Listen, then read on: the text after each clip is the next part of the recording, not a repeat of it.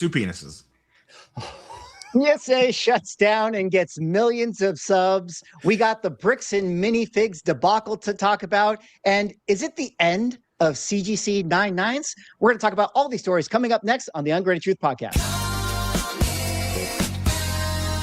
Debacle Comics set a record for 1.8 million. Nobody really cares. Who are annoyed that people are asking them questions, is this book banned? That question didn't exist a year ago. Somebody's submitting like 25 vintage books and getting 15 9.9s. We always think, how can it ever get crazier? And then it always does.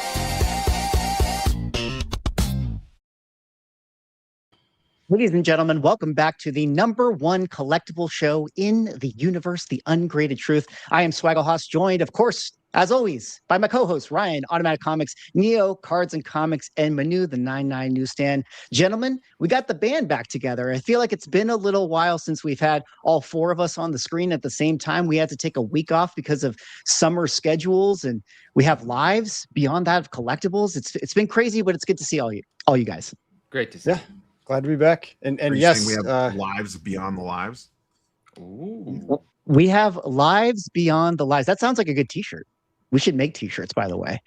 But yeah, we have a big show tonight. Thanks so much to everyone for hanging out in the chat. Lots to talk about. I mean, we got PSA stories, their backlog. We got to address the bricks and minifigs situation, which, of course, none of us here are lawyers and none of us are even Lego experts. But I feel like from a collecting standpoint, we could at least have an interesting conversation about it. And then we have lots of other stories to get into. But of course, before we get there, we got to do a little bit of a housekeeping. If you guys have not yet subscribed to the Ungraded Truth YouTube channel, please head over to the link in the description. Go give us a sub. We are past 1,500 subscribers. It's on and popping over there. Sometimes we do clip outs and we put stuff on that channel specifically. So if you want to get exclusive clips, you got to subscribe to that YouTube channel. Also, hop on over to the link in that description. Hop over to our Spotify. If you guys want to listen to us on your favorite RSS feed, you can hop over to Spotify, Apple Podcasts, all of those things, and go give us a follow over there. Go give us a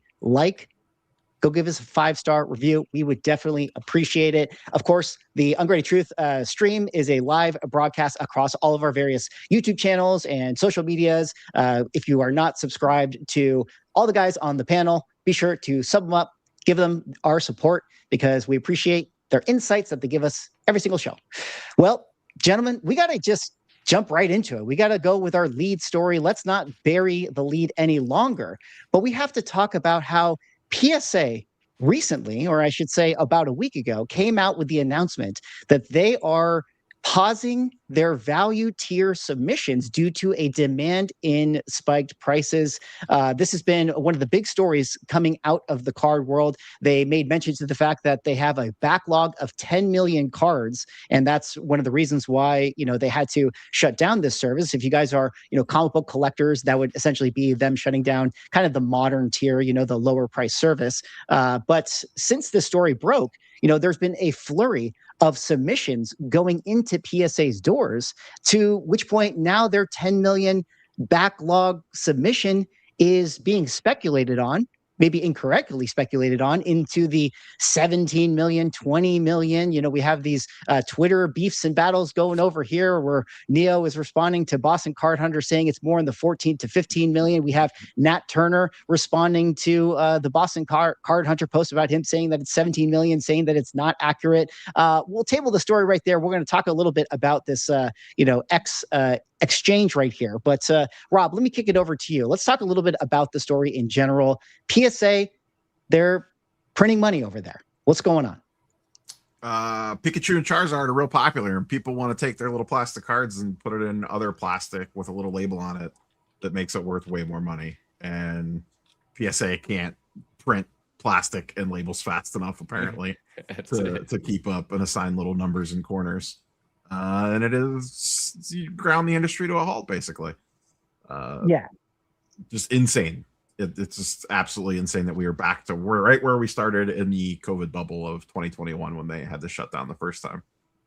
About how many more cards are they grading now? Like, because I know they increased their capacity from COVID versus now. Way more. Like, I think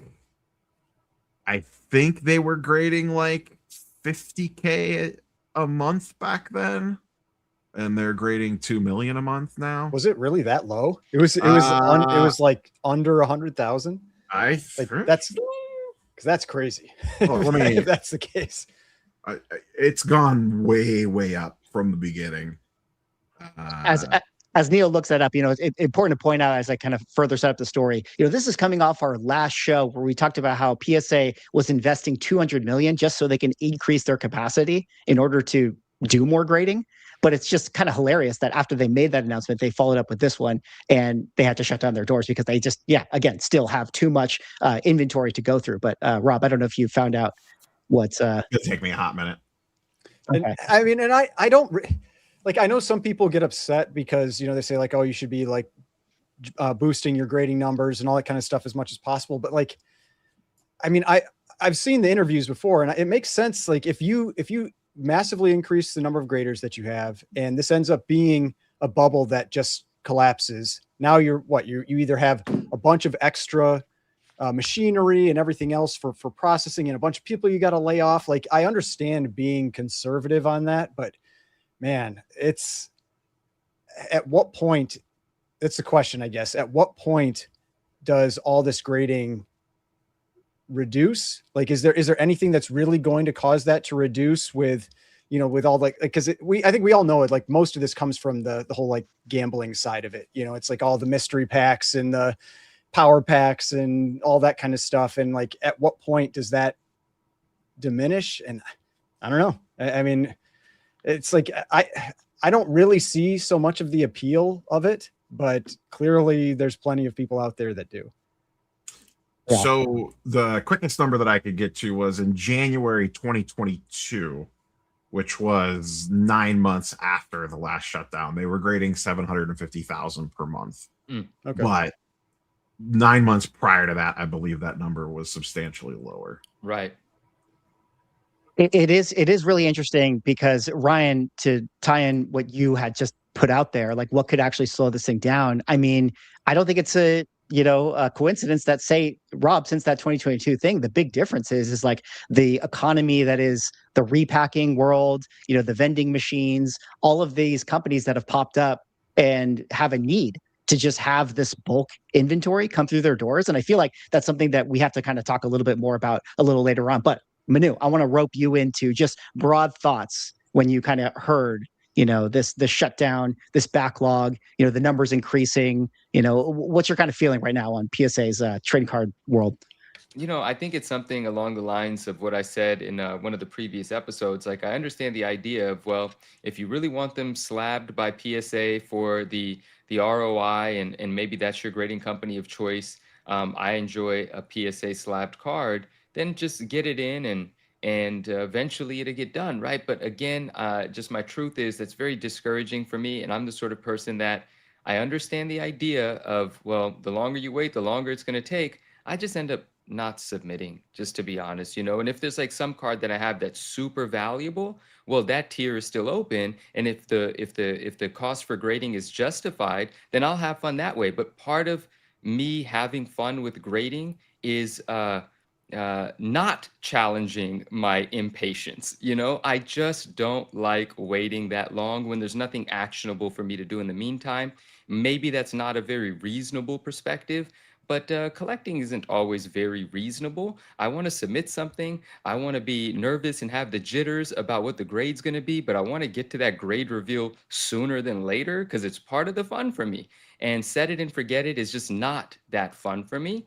And that's where I'm at from like the collector submitter perspective, which saddens me a bit to say, but I did end up getting a submission in prior to the shutdown. And one of the orders, I did get grades for that. And one order, it looks like I'm going to get grades soon. The cards are in assembly, but I don't remember how long cards remain in assembly. Were But those that's value right. submissions or were they higher dollar submissions? The one that I'm waiting, no, like not low, like $89 a card, I think it was, or $79 a card. Those are the ones I'm waiting on right now. It wasn't like months and months. It was like a 25 business day submission for the ones that I'm waiting on right now. So they're Something still along accepting those too, though, right? Yeah, Like, regular service, $79 and up, you could still send in. And there is one small loophole on value submissions. You could still submit at the $50 level if it's purchased directly through eBay.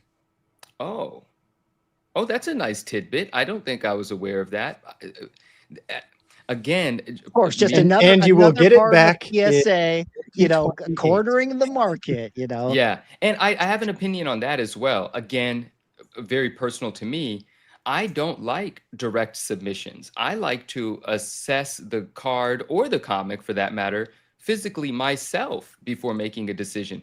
I don't have all that much confidence in my not only just my abilities to assess the condition through a picture, but just the confidence in a picture to give me the details. Like, I don't want to make the decision of am I submitting this card based on an image, because I'm not willy-nilly submitting, right? I'm not just submitting whatever the grade is. Haha, it's a good time. No, I'm submitting with intention, and so I want to see it physically. So that wouldn't be something that I could effectively use, and that's all right. That's okay. But yeah, if I have a card of significant value, then I'm still able to have a good time. But the idea of like a bulk submission, wasn't it something like didn't the bulk go up from 20 to 50 right before the shutdown, and then there was a shutdown, right? Like that tier is gone now.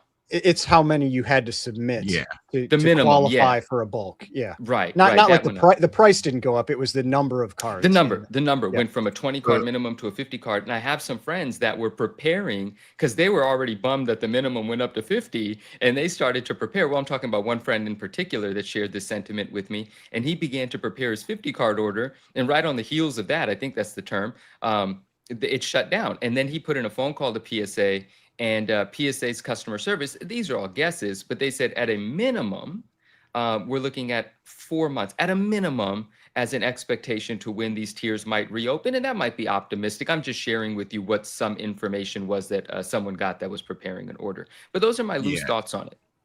It'll be closer to, we have the updated number now from Nat, with them getting another 4 million in. That puts the total at about 14 million. And that would probably add about another 2 months on until they clear that out. So you're probably looking at like 6.5 months until they reopen. I would think it's maybe even more than that though, because I thought I saw some people saying that they got their estimated return times, and it was like February or March next year for value. I saw submissions. something. Oh, I thought maybe you guys shared something. That's 6 months, and then you that's on. It's more. I mean, I'm just saying that's like 8 or 9 months at that point. Yeah, but they always PSA tends to overshoot that stuff, so they could come in looking better than they are. Well, let's double click on that for a second. Let's kind of really flesh this out a little bit, because like you said, Rob, you had your post. You speculated that it was going to be 14 to 15 million after Card Hunter speculated it was 17 million. Nat came in. Nat, of course, runs PSA collectors. Yeah, it's not accurate per usual.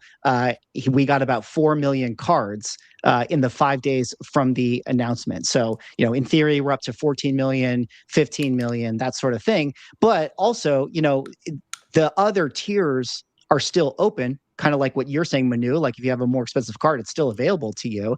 And I was kind of throwing out the speculation, like, let's say, you know, the minimum tier that's open right now is I got to pay $80 for a max insured card of $1,500.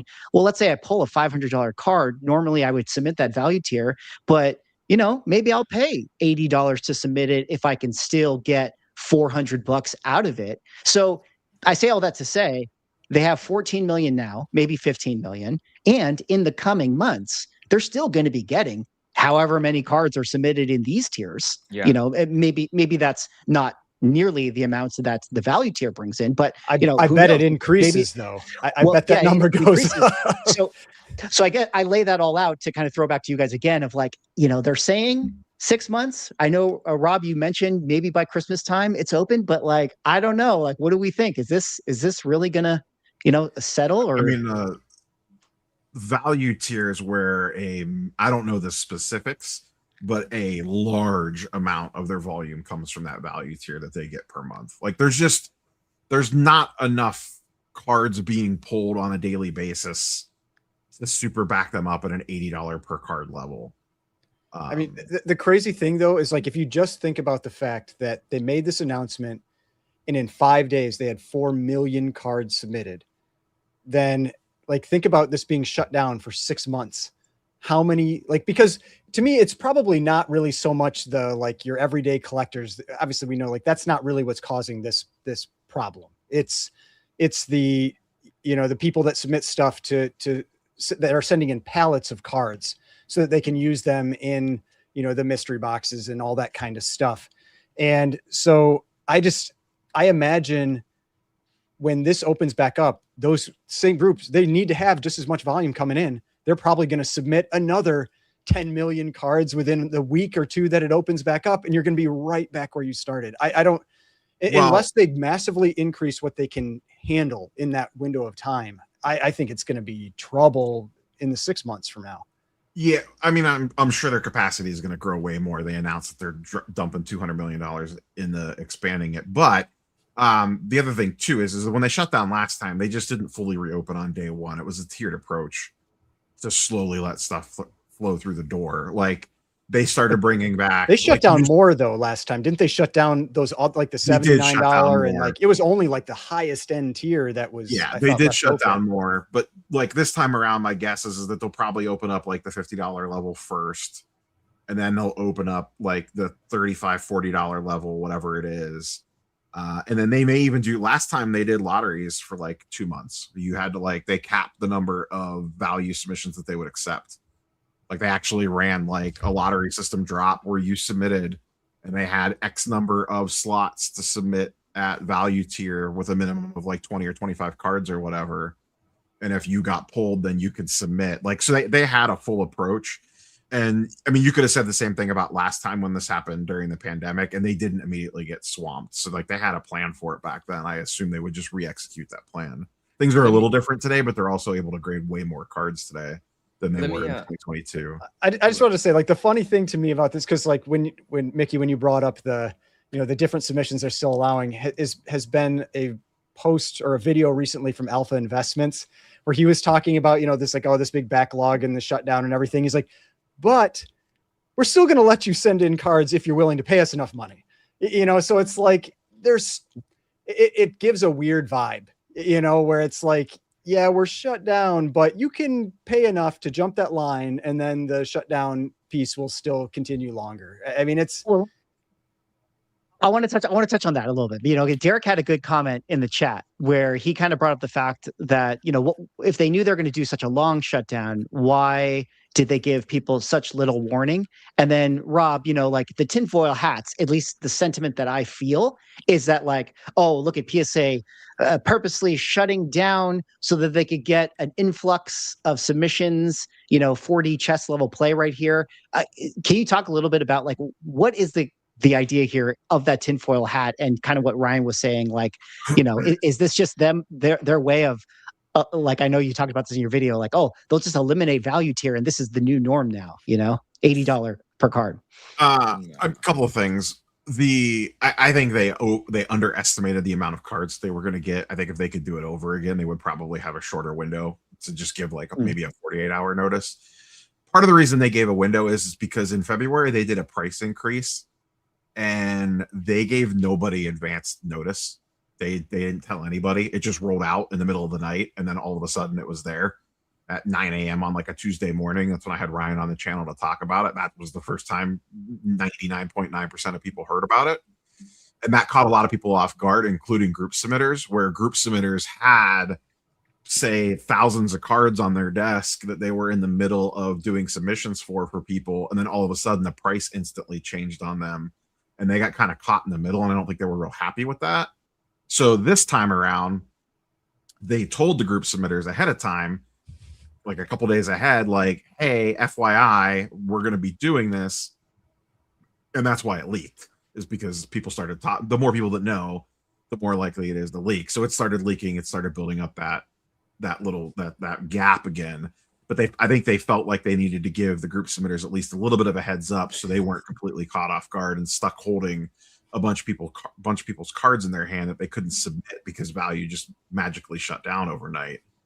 So I think what they should have done is give like a 48-hour window instead of like a 5-day window, just to give people enough time to get the cards off their desk that they have, and not have people spending a weekend running around trying to get their hands on every single card that they could get to blindly send in.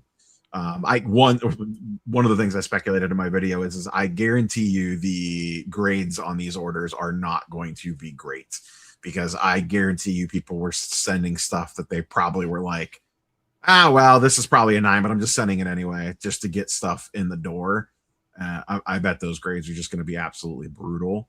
And the whole thing on the value tier never coming back is just like a complete nonsense take, because if they expand out the capability, let's say they could grade 3 million cards per month, they could grade 2 million cards per month now.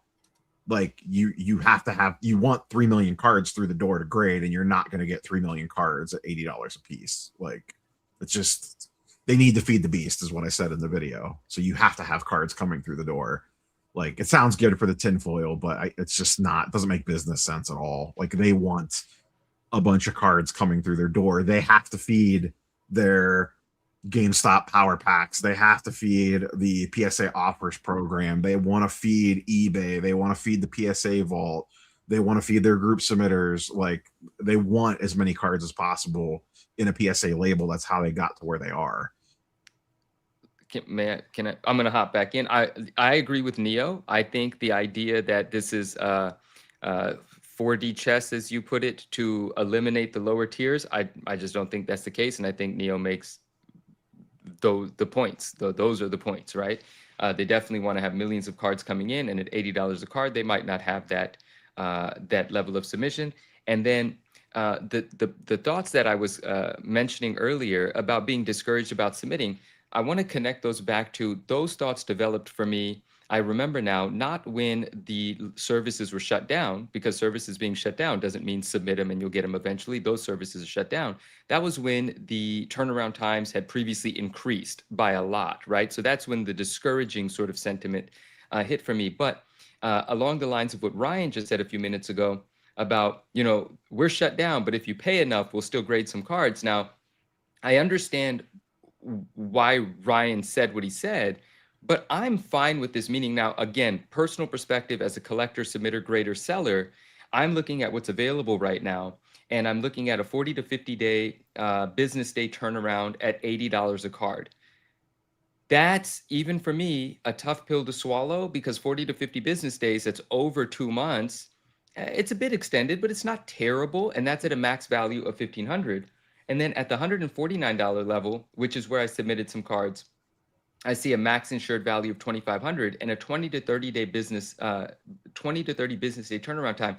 That can still keep me excited. And an example, what's up, Derek? And an example of that, of a card that I would submit, I'm not shilling this card, but I'm just giving an example of how that works for me, is that it's $150 and $2,500 value. If I buy a collection, or I have this card in my collection and I'm into the card $50, $60, I'm going to pay that to get that back. And a perfect example of that executed in my previous submission, when that turnaround time was lower, was, these cards that I'm quite obsessed with, the $66. This card came back a PSA 4, but a PSA 4 last sold for $3K. So and I didn't buy the card for $2,700 and then submit it. You buy these cards raw, or you buy complete sets for, $1,500 winning where you can. You pull that card out, raw, and you submit it. That makes sense. Like, I am still enthusiastic about that, excited about that, happy that that tier exists at that price, even with that turnaround time of roughly a month in business days. It's still enough to keep me excited, looking for those sorts of cards with those sorts of margins, and continue, playing the grading game and participating in. So although I understand what Ryan says, I am an example of someone that is happy that exists and still will be participating and just waiting for lower submission tiers to open, and then I'll play that game as well. So I like that they still exist, but I understand the sentiment, and I do agree that they are definitely not going to eliminate the lower tiers when they do start to open them back up. I've never thought they were going to eliminate the lower tiers. My point. No, was not just you, about, not you. Someone else said that. That wasn't about. Yeah. My point was said just it as about the a- whole idea of that it's a strange, I don't know. It's kind of a strange look where, when it's like, we're super backed up. Now, it would be interesting if they gave metrics on, like, this is how many cards are backed up in this tier versus this tier versus this tier. Then people might realize it's like, oh, at $80, there's only 100,000 cards in there. At $350, there's only 5,000 cards, something like that. And it's like, these are nothing compared to the millions of cards that are in the value tier. Yeah. And maybe that's what it is. And so it's like, it really doesn't have any legitimate impact on this, but that would be some way where you could at least, like, let people know why that decision is made and why it's not really that big of a deal to keep these things open. But I mean, ultimately it's their company. They can do what they want. So it's like, I mean, it doesn't matter that much. And I would throw. I'm the one that said, you know, or are they going to eliminate the value tier forever? But Oh, I'm that just was sort of, you trying to stir that it was pot me. swag? Oh, God. I'm wearing the tinfoil hat right here. Oh, No, gosh. I'm sharing what the sentiment that I feel within the Okay. community. I don't think Okay. that they would do that either. I'm just bringing it up for the conversation, as I am also doing this, where, you know, Manu, you're the big PSA shill, so you're willing to wait until that tier opens. But Rob, a lot of the other conversation has been like, oh, this is it. You know, CGC to the moon, Beckett to the moon, Tag to the moon.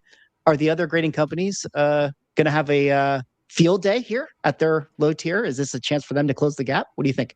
No, because they're already buried in the night that PSA announced the value tier shutting down. Tag announced that their cheapest service tier available was $150 per card, and CGC drastically extended their turnaround times. Yeah, Can I have just say something? CGCs pulled up right now, and they're at 6 months. You know, for value tier.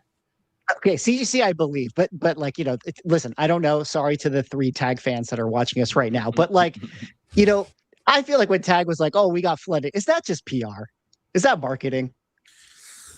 They've been, according to, they had value tiers shut down prior to this PSA announcement. They shut them down shortly after maybe it was, I don't know if it was after the price increase or after they went to 50 card minimum for submissions. Tag shut down their lower tiers, but they still had like I forget what it was, like a 70, I think it was like $70 or $75 per card open. And then literally the night all the rumors PSA hit, in the middle of the night, they're like, that's close to $150 to grade a card with us. So SGC is already all backed up, and Beckett is running pretty slow as well. I don't have a good as feel for their turnaround times, but they did jump their output quite a bit. They've expanded their team slightly, and according to their GM, brought in some new grading efficiencies. So their max output is higher than it used to be. They could do like 150K cards per month now. But they will most likely get buried too. Hey, The way that I understand it, CGC was already falling behind before this announcement, and this is not going to help that. And once again, we could go back to 2021. We saw how this played out. 2021, PSA shut down. The other grading companies were not in a place to be able to capture that business. They immediately got buried, and they got buried worse because, as much as we all want to bitch about PSA, they can scale way faster because they have a much bigger team and way more money at their disposal. And what happened was a lot of the other grading companies got completely buried. Took SGC like a year and a half to dig out of their backlog from the PSA shutdown. Like it was a mess for them. They eventually rebounded from it because Peter was such a good face of the company, but really hurt them a lot how long that they were backed up for SGC because of the PSA fallout. And that's probably going to happen again. All these other smaller grading companies, the big 4 and even the smaller ones, are going to get completely slammed. And then PSA is going to be slammed. PSA is probably going to clear it faster. And then they come out the other side being able to grade cheaper and faster than everybody else for a short window of time. And then guess what? Everyone will run right back to PSA as soon as it's more affordable again, regardless of what they say in a comment section. Yeah. And I mean, theoretically, because I see some comments about Tag in the chat, like theoretically Tag should be able to scale faster.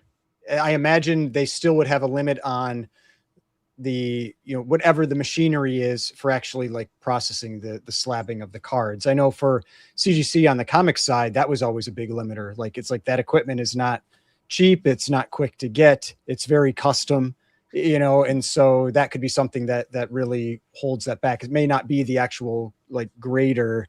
It's actually a people problem for them.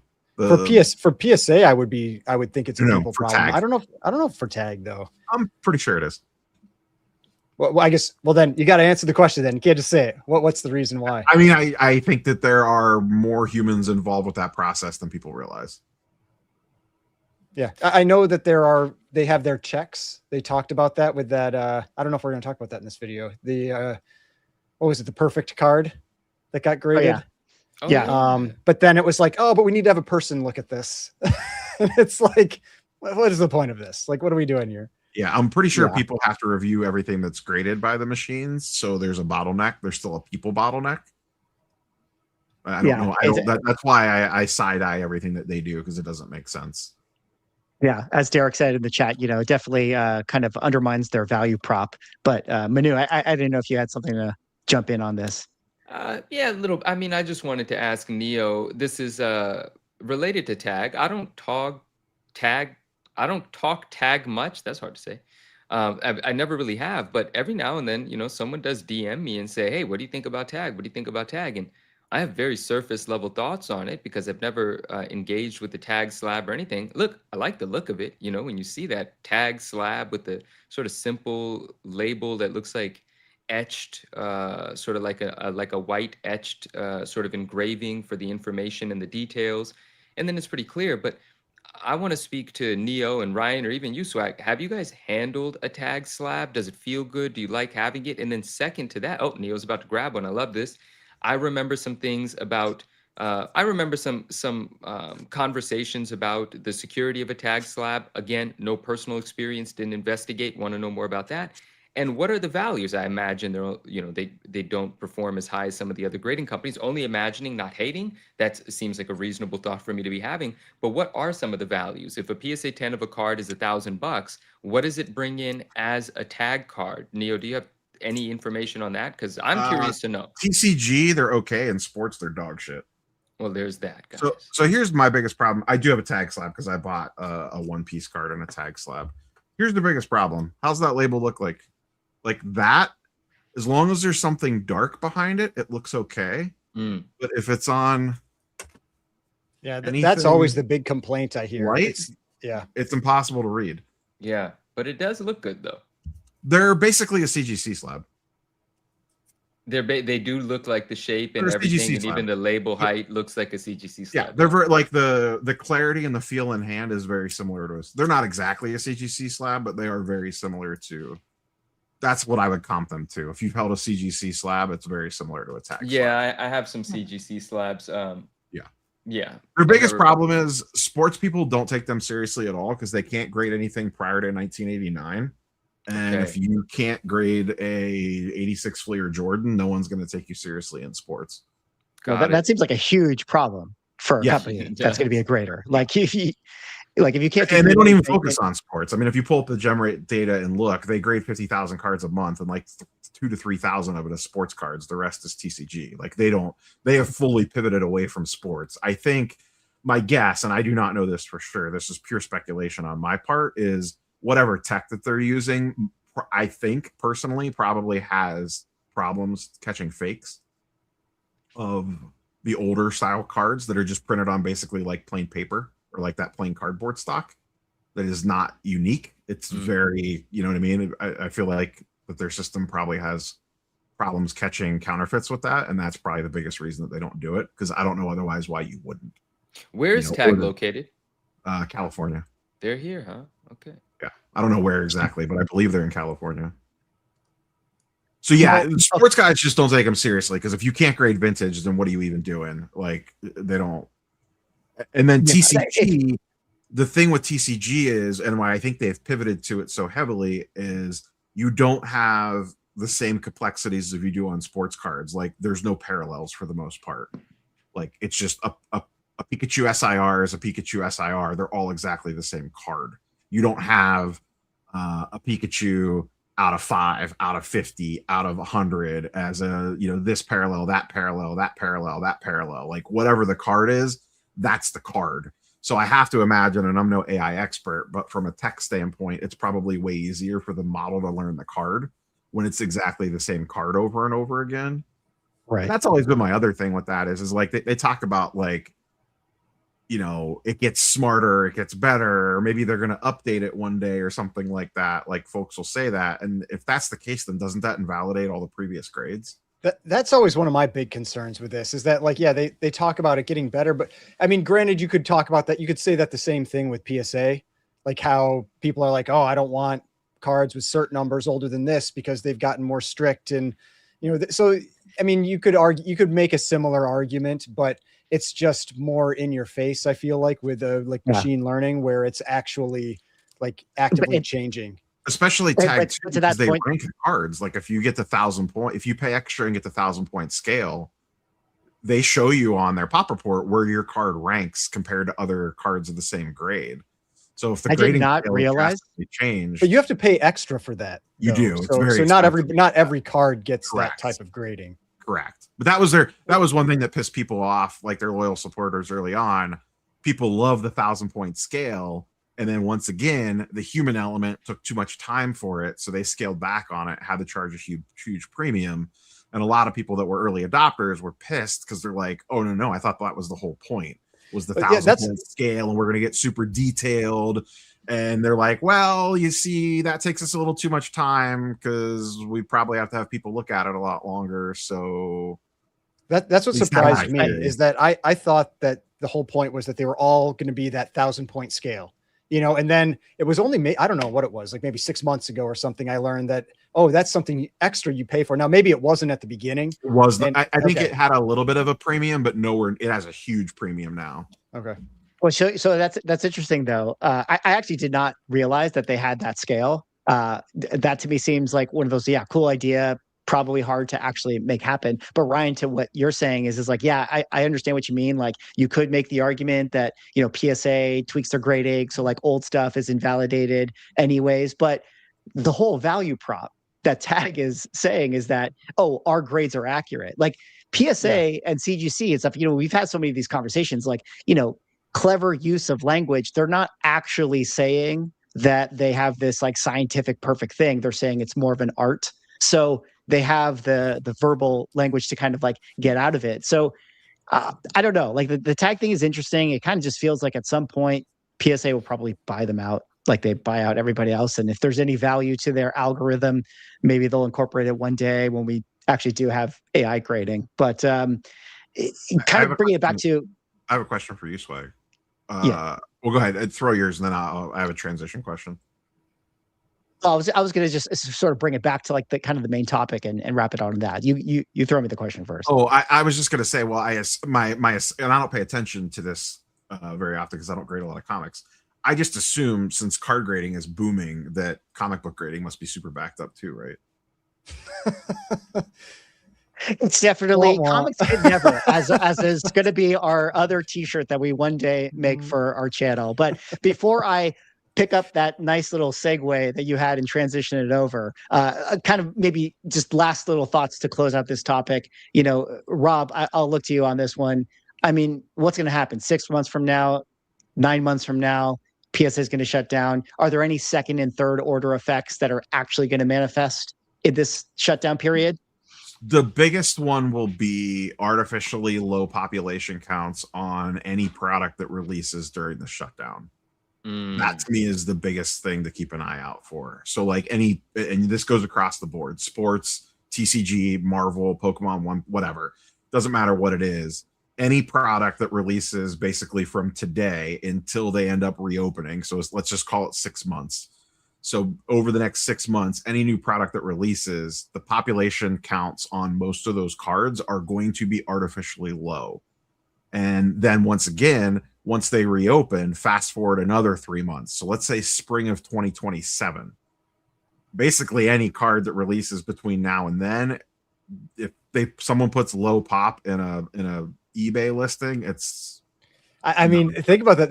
That could be a business opportunity. Now you've got like Pokemon cards, like some of the ones like maybe just like an SIR or whatever that's not normally a high, like the real big chase, but you're like, oh, there's only 10 tens on the pop report, super rare card. And so I could see people trying to play that game over the next 6 months, 8 months.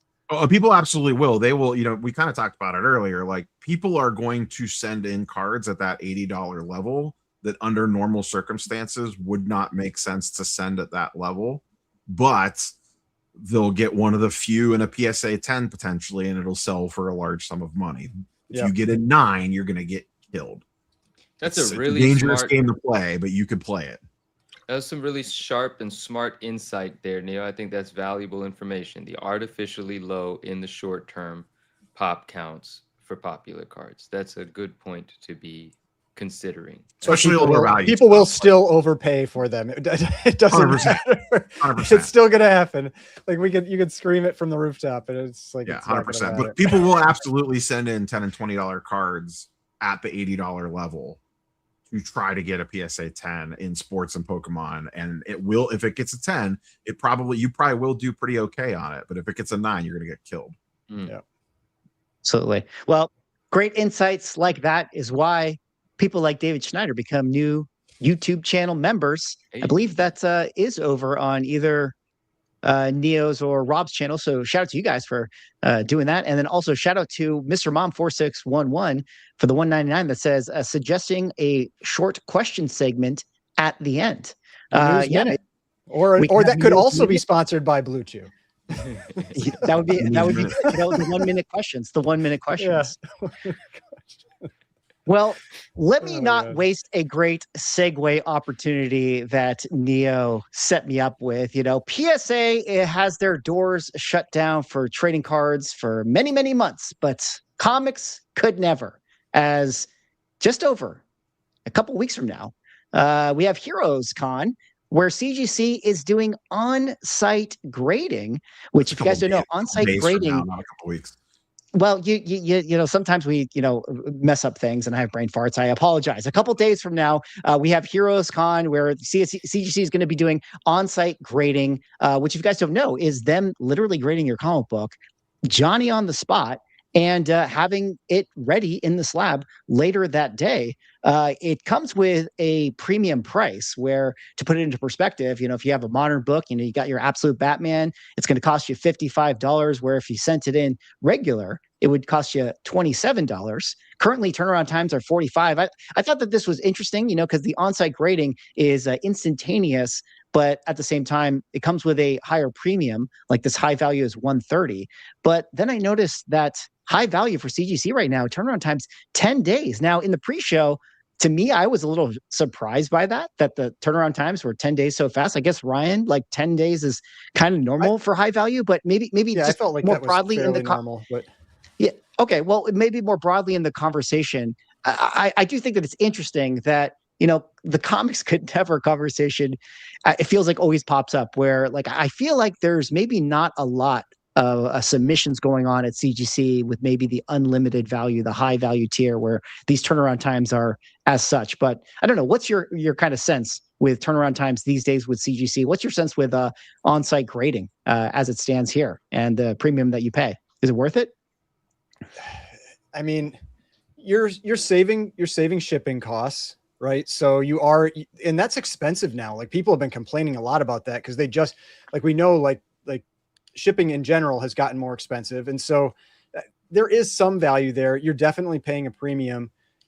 I would say that the biggest challenge is you've got to have the books ready, like pressed and everything in hand at that point versus sending them through a presser or if you're going to use CCS or whatever else. So to me, that's always the biggest challenge for something like on-site grading is that I don't press my own books. I don't keep a stack of books, with me that are ready to press. So the only, or that are ready and already pressed. So the only way that would ever really work for me is if I had books that I wasn't planning on having pressed and cleaned first, that I felt like it wouldn't help them to bring in. So that's always the kind of the downside for me for something like that. But it seems like they usually get pretty slammed.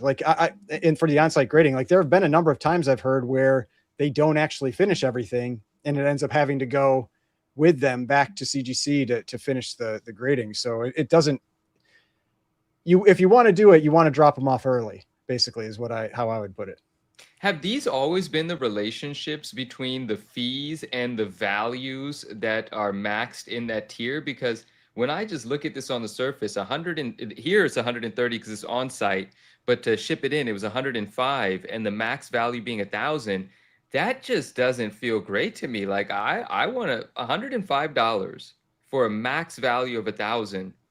Just doesn't seem like a fair correlation. Did I miss this all the time? Am I just now feeling weird about that? It seems too expensive to grade. No, I mean that's what it is. I mean it's basically 10%. That's why the funny thing is the tier that people complain about the most, unlimited, in terms of percentage, is actually the best value for getting your books 4%. graded. Because it's 3.2 or whatever when you have a like an actual like account with them. Yeah. So the reality is that it is expensive. And that's why, like, to me, like, you really do have to think about if it's worth it to send in those lower dollar books, because you're eating a big percentage of value for, in the grading cost, the grading, pressing, cleaning, shipping, and everything alone. Like, once that's all said and done, you're probably putting 15 to 20% into the value of the book. Now, you also have to remember that unless you're submitting something that is super, super well known, like, they are not spot checking, or they're not like in detail checking every single book and looking them up on GPA. It's not like PSA. Like, PSA seems to like check everything, and they will upcharge you all the time. Now, maybe CGC will end up doing that eventually, but they, unless you're sending in like Hulk 181 or Giant Size X-Men 1 or ASM 129, like these well-known keys that, they spot and they're like, oh, that's a high value book. That's a high value book.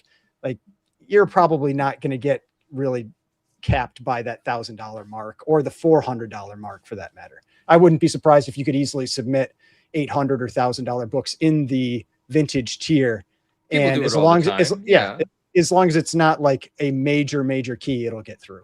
Yeah, but that's just so interesting. Yeah. Okay. Well, I'm glad that we had that conversation. As long as they don't catch it, you could send a couple of things and get some value out of that grading cost. But yeah, if you're trying to stick to the rules, man, you better be buying really smart before you put pressing, grading, shipping all into a book that maxes out at $1,000. I mean, my other argument there, though, is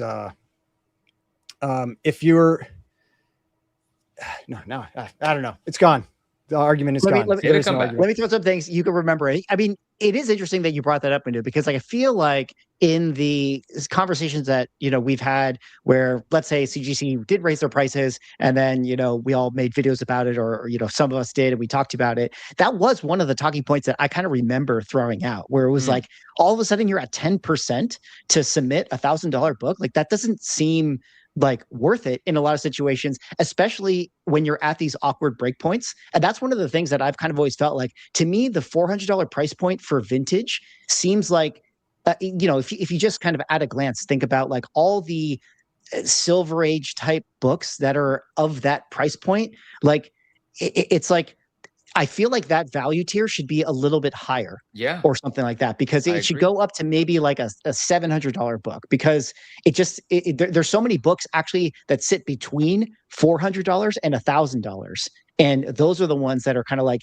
these low mid grade, Silver Age type books. And I just felt like the breakpoints are so clunky now, whereas before maybe they made more sense when the values during 2021 were better, and now you're kind of in this awkward space, and kind of like what Ryan was saying, like, you kind of have to play this like weird game that everyone kind of turns the other cheek, where it's like, I have $1,000 book, but I'm going to submit it to the vintage tier for $400 value, and I don't know, like, it probably will be fine. Hopefully it doesn't need to get an insurance claim on it. It'll come back fine. And so now everyone's kind of doing that. And it's just like I don't know, it's awkward. It's just something that I feel like, maybe it has to do with the way that their insurance works, where, whatever deal they have, $400 has to be that price point. But I've always felt like that value should be increased. Well, and it was the, what I was thinking of was what the Money Mastery Hub said on there, where it said, basically, I would tend to submit on the lower value tier. It's related to that lower value tier, partly because if you miss something, you're not getting your money back. It's like you send it in, it ends up there's restoration on it, or you missed a coupon cutout or whatever. It's like, well, you're still paying the high value tier for it, even though the book you just got back is worth like $200. And so like that kind of stuff can really sting you as well. Now the interesting thing here, and allow me a little bit of setup here, because I want to tinfoil hat this with you guys for a bit. Now there's it's always been talks within the trade for many years about like, well, if you submit to the high value, and I have a book that is maybe not worth $1,000, but I'm kind of insisting to the grader that, hey, this is a better book. Meaning, like, sometimes there's those Silver Age, Bronze Age books where in 9.6 it's $400, but in 9.8 it's $2,000. So if I submit it to the high value, I'm kind of like implying to this grader that, hey, I know that it's a 9.8. So, hit me with that 9.8. And that's kind of an interesting thing. And before I let you guys jump back in, with the on-site grading thing, I've heard, and this is anecdotal, I've heard that in the chaos of the con, when they're just trying to get books done, they're maybe a little more lenient, or they're not as examining every corner and making sure it's perfectly square and all that sort of stuff. So that's always been the people have always thrown out that on-site grading is worth it because you're going to get a gift grade if you're in that environment. Anyways, what do you guys think about any of those little tinfoil hat things? Does that also mean that handling might be sloppier as well? Potentially, but once you get the number, you get the number, right? Who cares if they drop it? Who cares, right? Yeah. You buy the slab. Buy the grade. Buy the grade. So before the guys hop in on this, I want to say, so do we know, or are we assuming that graders know the tier that the book was submitted in? Well, they know the tier because they work in that tier. Okay, so that was the other one. So the tiers have separate graders. Because it's based on experience. Yeah, I mean, at least my understanding is it's based on experience. Like, you're not having a new person grading high value or unlimited. I mean, unlimited maybe, but like from vintage to high value, $400 insured to $1,000 insured, does it really require a different set level, skill set? I mean, I don't work for CGC, so I can't say, but I imagine it is still probably some type of tiered system. And maybe it's even like I don't know, maybe you get paid more on, the higher value books that you work on, or, whatever, maybe because you have more experience and that kind of thing. But, I mean, my experience has been, I don't like submitting unlimited value because I always feel like they get graded harder. Like, yeah, you feel like you're getting like I always feel like I'm getting hammered on unlimited, and so it's like, I try to avoid unlimited tier if I can. Sorry, go ahead. I feel this. I feel the same about vintage. I feel like every time I've submitted to vintage, I've been absolutely decimated. Well, was that your FF 112? Was it vintage? Yeah. That I submitted that like a 9 to a 9.8 on a recent.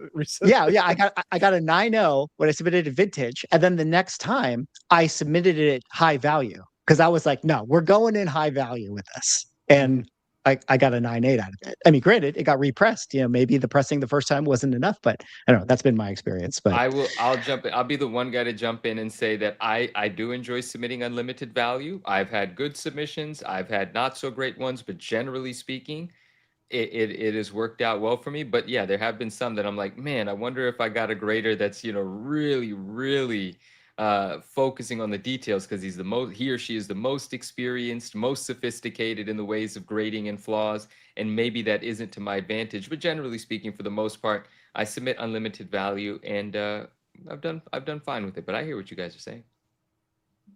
Here's my speculation. I have no idea. This is pure tinfoil hat speculation of the people that are working on the vintage tier. It's like you come in as a CGC grader, they start you in the modern, you're just looking at Absolute Batman all days. One day you get that promotion, they send you up to vintage, and it's like, oh, this is your big shot. This is your big chance to make it. But because you have to, really work hard, and you're still grinding, as opposed to the senior graders who are just, living it up.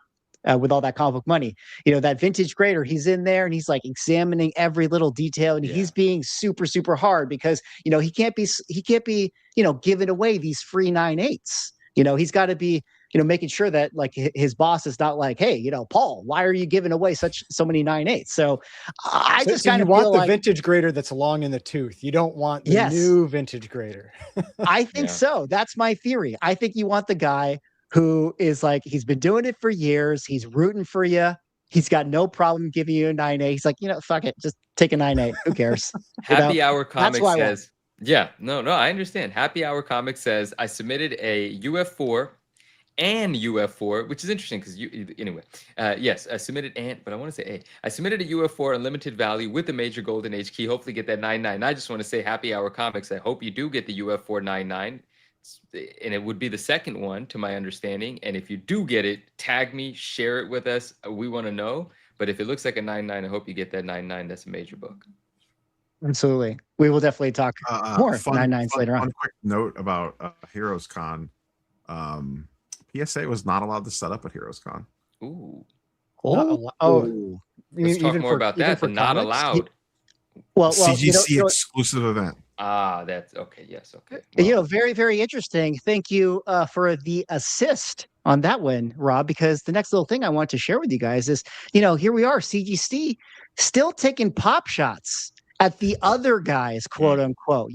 We got some case rattling videos that they're posting up right there, taking pop shots at PSA. Now they're banning them from, apparently Heroes Con here. And, we're looking at PSA's turnaround times, actually a little bit slower than that of CGC, but I don't know, kind of interesting, right? CGC still looking over its shoulder. What do you guys make of CGC doing these kind of funny videos about the other guys? meh. Well, the shaking case thing was weird to me because it's like, to me, that's like, I hate that the CGC case, like they do like the inner well moves inside of there like most of the Shakes a time, lot. and it's super obnoxious. Like it's not a good thing to even bring any attention to it, even though it was like a joke and they were playing music, like different music with them. But I was just like, like you shouldn't be shaking those cases regardless, and they shouldn't be moving around like that. I don't know when that started. It's just I know it happens a lot more now than it used to. Yeah. I don't know. Interesting stuff. Them doing their little videos about PSA, and I have to imagine. I think that CGC has a deal with a bunch of cons. I think that might have also been the treatment that CBCS got at certain times. So interesting that PSA not allowed to set up there, but they will be at. I know for a fact 2 years ago, I think it was 2 years ago, at least one of the ones, the Heroes Cons that I attended, CBCS was 1000% there, because I distinctively remember like vlogging, like, here's the line for CBCS. And it was like a folding table with a cloth with like one guy behind it and then like one sad person waiting in line. And then I like panned over to the CGC line that's like a mile long. Yeah. Which, spoilers, CBCS also won't be at Heroes Con. Yeah. You sure about that, Neo? I was really looking forward to them. Well, I will say, just as a side note too, if you're planning on doing the on-site grading with CGC at Heroes Con, you're gonna want to get your stuff in early. 2 years ago when I was there, I remember that getting cut off quite early to get stuff back during the con. Like they ran out of submissions basically. Yeah. You don't want to get your submission at Heroes Con shut down. You don't want to be like CBCS that also got shut down, as you pointed out. Nor do you want to be graded scripts, because CGC came and went with their grading script, vertical. We don't need to spend a ton of time on this story, but it was one of the stories that popped up in our absence of our show. Of course, we've been talking a lot about manga. We've been talking about the speculation of graded scripts. CGC started to do it. Some people were getting all excited about it, and then they were like, this is too hard. So they're shutting their doors. What do you guys think about this one? Yeah, I mean, it makes sense. I mean, the reality is if they were having trouble with it, they probably shouldn't have been grading them in the first place. Like, to me, if you need outside references, and that's kind of what it comes across as, is people are like the people that have talked about it, they're like, oh, we had all this work, we made sure that we have all these other things, like just like with any like COA or whatever, like you're not sending that to CGC and they're taking that in, like, or they shouldn't be. It should be able to be validated on its own. And if you have to count on someone else's work to make sure that the thing is valid, or legitimate, you shouldn't be grading it. Like, because then it's your name on it, and then it's your fault if it's fake. The problem is though, is that they have that announcement, that thing that they added in where they're like, oh, but we're still say that, or they didn't say they were authentic. They said our authenticity guarantee still applies to the already graded scripts. That is a very specific wording. That is not saying they are authentic. They are saying they are covered by the authenticity guarantee. But if somebody cracks it out, like, who's authenticating it? Like, the only person that could actually do that and crack it out and say it's still good is CGC, but CGC said they can't validate them. It's real weird speak to me on this whole like script grading thing, because like, I mean, I've said I wouldn't touch them. Like if I was somebody out there, like I would not touch them, because now there's just big question marks with them. And I don't care what history or background someone has with it. Because I mean, like when you had those fake Pokemon cards that got graded, those supposedly had, you know, somebody behind the scenes saying that these things were great, and they ended up all being fake. So it's like, I don't trust anything that they can't authenticate themselves. And if they're basically saying they couldn't authenticate these themselves, you should not be trusting whatever's in that slab. Did you guys have other thoughts on this? I mean, I certainly have a few, but I'll want to let you guys I jump didn't in. even know that this was a thing. I just thought this was funny. I just got kind of a chuckle out of it because I like scripts. I thought it was cool to have them authenticated, graded, whatever. There's just other elements surrounding this that just made me laugh. And then, you know, some of the posts that were made to continue to instill the confidence in the already graded ones and kind of like the economy of manga that currently exists was just amusing on a I don't want to, you know, it's just amusing to me. That's all it was. It's funny. And Beckett is, of course, this doesn't have to do with the scripts, but the scripts really wouldn't have become an enthusiastic prospect for grading if the manga hadn't blown up. And Beckett is still going strong, from my understanding, grading manga, and Beckett's owned by PSA. So that is just also fun to me. Like, it feels like a little competition in manga, and it feels like CGC had to be like, all right, well, I guess we can't have fun here. And you guys have already picked Beckett as your leader, and there's that. I don't know if anybody's talked about this, but if you look at CGC's like we're hiring section, they are looking for manga graders. Okay. So They are. Oh, go ahead. I was going to say, so I mean that kind of tells you like they see the value in it, and they're going to potentially start going that way. Well, let me ask you this. This is interesting then, because Beckett obviously is doing really well, and the Beckett manga slab looks really good. The label looks good, and collectors are enjoying it, and big money's being spent on it.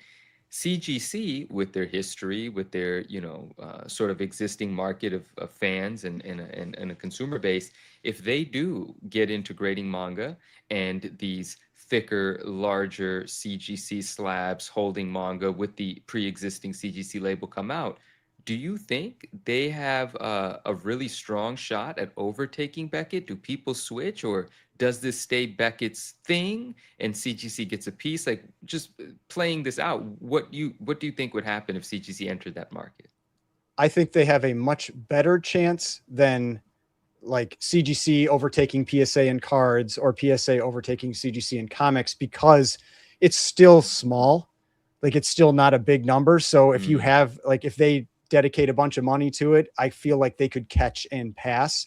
Whereas these other ones with the cards and comics, like each of those groups, like PSA and CGC respectively, are so much above the next closest that you're never going to catch them. But this one, it's so new. I feel like if people did decide that they liked the CGC case, and maybe they won't, maybe they decide they like Beckett, but if they do, and CGC can ramp up the volume that they can handle, I could see that becoming the default option. Okay. I like what Derek says. I generally agree with that, but I will also say, I mean, they're starting this race already way behind. I mean, just the fact that there's been the Logan Paul sale and how many people now associate like the manga with the Beckett slab, I think that's a big deal. Like, I mean, say what you will about Logan Paul, but just like the brand awareness for Beckett with it. And it's still, and it's like maybe the similar comparison once again is with the video game world, where like I still feel like WATA/PSA and VGA are still considered more the premier video game grader than CGC, who is like, dabbling into graded video games. And I think that has to do with the fact that they're just like, we're first to market, even though it was like only a couple years prior, but the hype helped them a lot. But yeah, it would be interesting. I mean, CGC will definitely do it. I'm sure they could be profitable. They don't have to be the number one, manga grader. But I will say that there is a manga influencer who, God, I feel bad because we've talked on Instagram and stuff, but he's been with the guy who does the books, the older guy who's got like the big library. He's got a bunch of photos with him doing the manga. He does have in his bio that he is like the CGC manga person. I know who you're talking about. He moved to Japan to be the CGC manga person. Yeah, so I don't know if that's related to the position that they're trying to fill, but CGC does have, in theory, employees or people associated with their company that they're trying to build out that team. So we'll have to see. I mean, I have to imagine that within a year or so, they would want to get that program rolling. He So took that I position imagine a the while ago too. he did. I was gonna say, I imagine the thing that's probably holding it up the most is the cases, because I originally thought that they would be able to leverage the pulp cases, but I don't know where Mickey just went, but I originally thought they'd be able to leverage the pulp cases.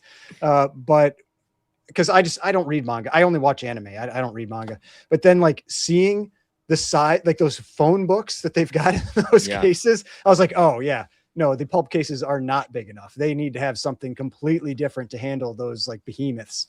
So yeah, I imagine that's probably one of the biggest challenges right now is building out whatever, if assuming they're going to, but building out the equipment and everything to be able to actually slab the manga itself. Yeah. Yes.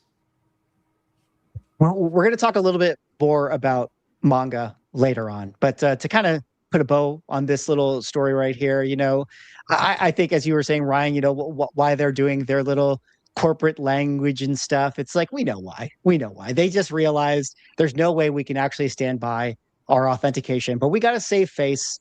We got to say that the ones that we graded are still, valuable. And, we kind of made some jokes about, maybe there were certain phone calls that were being made, to ensure that they came out with that messaging. But, it's a little bit of corporate speak. Once you're a corporation, you got to, protect the corporation and the business at all costs, which leads us to our next major story we got to talk about. But guys, I don't know if you've been on the internet in the last week or so, but this is maybe the greatest collectible story that exists ever. Shout out to Reckless Ben, who came out just a couple weeks ago with a video where he was investigating a Lego collection worth $200,000 that was assigned to Bricks and Minifigs to do consignment, but ended up being that Bricks and Minifigs allegedly stole this collection. The story kind of goes into this crazy world of Lego collectible selling / stealing property from the corporation stealing like the little guy's property, to business takeovers, to lawsuits, to police corruption. I'm not going to go over the whole thing. It's an incredible story. Suffice to say, the entire internet has rallied around the original owner of this Lego collection and Reckless Ben and the Bricks and Minifig Corporation. Well, you know that when on your posts you have comments turned off on every single post that you have on your Instagram, all the way back to who knows, since the beginning of time, every single comment has been turned off on their Instagram page. You know that you're probably in the wrong. Again, I'm not going to tell the whole story, but let's throw it out to you guys. I mean, let's just start with our initial reactions to the story because it's so good. And then maybe a little later on, we can talk a little bit about the interesting aspects of the collecting side of it. But what did you guys think about, this series when it came out? I've loved it. I am so drawn in by this. It is like, as somebody commented on one of my videos that like it's Tiger King, like that's what it feels like. It is Tiger King for this summer. It started off as the Lego story, but like it's really become much more than that. Like the Lego thing is what, some people still like to talk about, but the police stuff is really, it's almost like I said in my video, and I talked about this, like it's almost scary because it's like you see, like everybody kind of has an idea that like small town police, it's like they're protecting each other, protecting their locals, that kind of stuff. But it's like it's all on camera. It's like right in your face. And I realize that we're getting a curated view, but like that most recent video you can see there, we got the uncurated view, which is basically it's wild. That police station, what is it? American Fork Police Department. That doesn't even sound real. That doesn't even sound like a real town. They put out they have basically like a place where you would, like one of the legal channels I watch, it's like basically like a place where you would put like materials for like news stations or whatever, so somebody can get this information and they can talk about it or whatever. And in that they had a Dropbox link, a public Dropbox link. And that link was to the unredacted body cam footage. And they had only been giving out this redacted body cam footage, and they said, oh yeah, all the stuff that was taken out of there was just to protect the victim. And the victim in this case is not the victim that we, as the viewers of all this, think of the victim. It's not the actual person who had their Lego stolen. It's the person that Reckless Ben is trying to get the money back from, this person. I think it's Josh Johnson. But yeah, so they said, oh, everything we took out there is to protect him. But when you get the unredacted footage, you realize that's not what it was. They were taking out things that were protecting the police officers, things that they were saying. And so it's just, it brings out a lot of questions. But there's also like, I mean, I'm not a lawyer, I'm not any of this. And so like watching these legal channels, like this is when you start to learn all this stuff that exists, where you're just like, oh, even if they did all these things that were wrong, they may get away with it because of, qualified immunity and these things that I'm learning about now that, that I didn't know about before, and like the rules around qualified immunity. And it's just like all these things that just, and I think this is what draws so many people in, is because it makes you angry. Yeah. Like it really makes you angry, because you've got this whole situation where any normal person watching this goes, that person's stuff was stolen. They should be giving it back and giving his money. The police are clearly in the wrong in a bunch of cases. But in the end, like if Reckless Ben hadn't gone there and started making these videos, that one guy was never getting anything, like nothing. And like, it's just like, is this what has to be done to get any type of justice? Is like just going in with like YouTuber, because like news isn't doing it now. So you have YouTubers going in with cameras in people's faces. And like, I mean, it's just, it's very, very frustrating to watch, but it's what keeps you interested, because now you're invested, because you can see yourself potentially in these types of situations. And yeah, I try not to give out too much information on it, because I want people to watch it, because like really, like that's what makes it interesting, is like sitting and watching through this and seeing it all play out. And yes, there obviously, like things, like I said, things are curated for what you're seeing, but it's pretty hard to see it in a positive light for Bricks and Minifigs or that local like police station. I love what Ryan just said, because Ryan's so passionate about this and he's been invested in this story, and you get I've been watching so much of it. No, it's that good. Like from its entertainment value, I haven't seen half of the videos, but I did watch the primary video, which is like an hour and a half long. The second one is like 45 minutes. And then there's some small things that I've watched. I think everyone should. It's immensely entertaining. It's incredibly frustrating and infuriating. And but one of the things that stands out to me is this Reckless Ben YouTuber, this incredibly ambitious, confident, like, I can't say enough positive things about him, right? And I expressed this to Swag too, like the wherewithal that he has to keep all of this organized, to stay motivated, to be defeated repeatedly, but not feel defeated at all. Just kind of laugh and say, all right, let's cook up another plan. And the complicated process that he goes through, and some of the simpler, more sneaky things that he thinks of to do, it's so inspiring. It's incredible to know that an individual, now there's multiple benefits in it for him. He has a channel that I think he does this sort of thing. I think he calls out scammers. I think he takes down corruption. This is what he does. And so he loves the opportunity to do this, but he's built for this. He and his friends do not shy away from anything. Arrest us, fine. Make us leave the country, fine. Like one of the things that, and there's like twists and turns in the video that you don't even know that they had already planned. I'll give an example. I thought this was so amusing. In one of the first videos, again, I don't want to give spoilers, but this one I will. It's just a fun tidbit, but there's plenty more like this. There's someone that runs the franchise in question, right? The manager. And every time Reckless Ben or his friends would come in, the manager would call the police, right? And she would do this over and over again. And then towards the end of this video, you realize this has been happening for weeks. And there was this little trick, this little treat that Ben had planted that no one knew about. Well, one day he sent in one of his friends disguised as a delivery person and delivered a package and put this little phone in front of the lady and said, sign for the delivery. And she signed it. But what she signed was a contract that says, anytime you call the police on us, you get fined $5,000. So weeks later, he comes back and says, you should probably stop calling the police. Do you remember signing this contract? And of course, she doesn't remember signing it, but that's the sort of clever, funny, entertaining, and still like, you know, getting the job done, abusing these people, rightfully so.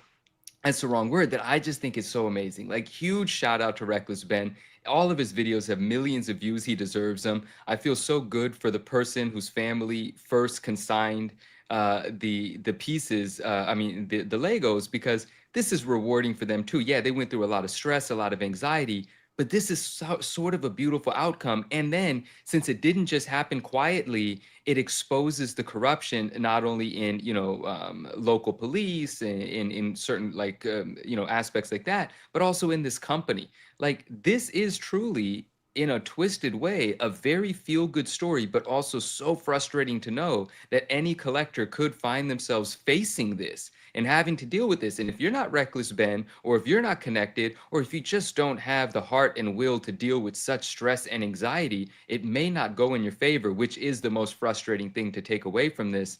But well, because that's what I mean. That's what happened to the original, like the son that was selling the Legos. Is that he said like he was going like he was having to take medication. He was having all these like health issues because of the stress, because he felt like he had like let his father down in selling these, because these were things that they were planning to use to pay for kids' college and all that kind of stuff. And it's just like, it's that kind of thing that, I mean, it's you think that it looks so cut and dry. And the fact that it hasn't been, and that's where, like, I realize that Reckless Ben has made some questionable decisions legally throughout this process, but it's also, you're like, if this stuff had just been handled properly at the beginning, nobody would have had to take these ridiculous steps. No, you know, it's like when that police department calls the whoever it was in like I don't know if it was a like a town hall or whatever, like in Oregon, about the papers that he was trying to serve for that court case. And they're like, oh yes, this is real. And then he's like, oh, and so he learns it's real, and he's like, all right. And then they arrest him anyway. You know, it's like stuff like that. It's like they learned facts about this that proved that he was there for a legitimate reason, and then completely disregarded them.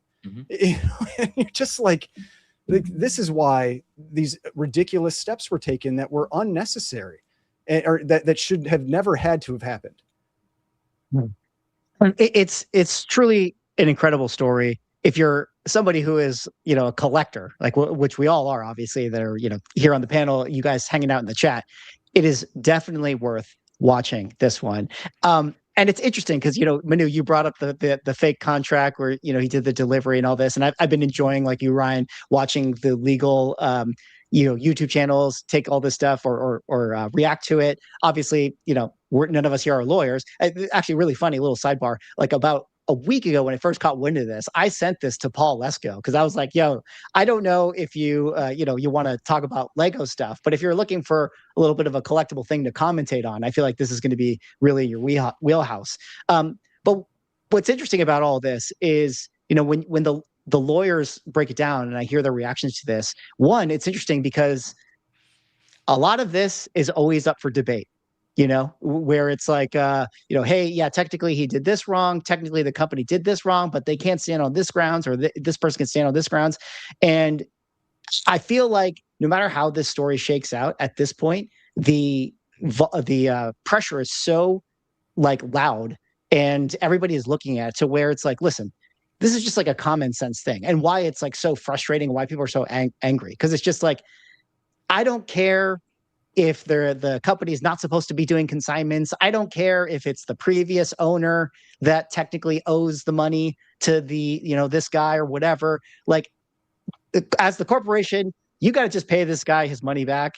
And I don't care that Reckless Ben broke all these rules. Like, pay this guy and you deal with all the fallouts that you have with like the various franchise owners. That just kind of seems like common sense. This is where everything should be at this point. And it's just crazy that the CEO of Bricks and Minifigs has dug himself in such this big hole. Yeah. And, you know, like you said, Ryan, I'm sure there's many elements to the story here. I'm sure there are some things, there's been a lot of conversation about, was the collection actually valued $200,000? Like, we all kind of know, like, people say, oh, my comic book collection is worth, $100,000. It's like, check GPA, let's check GPA. And it's not always the case.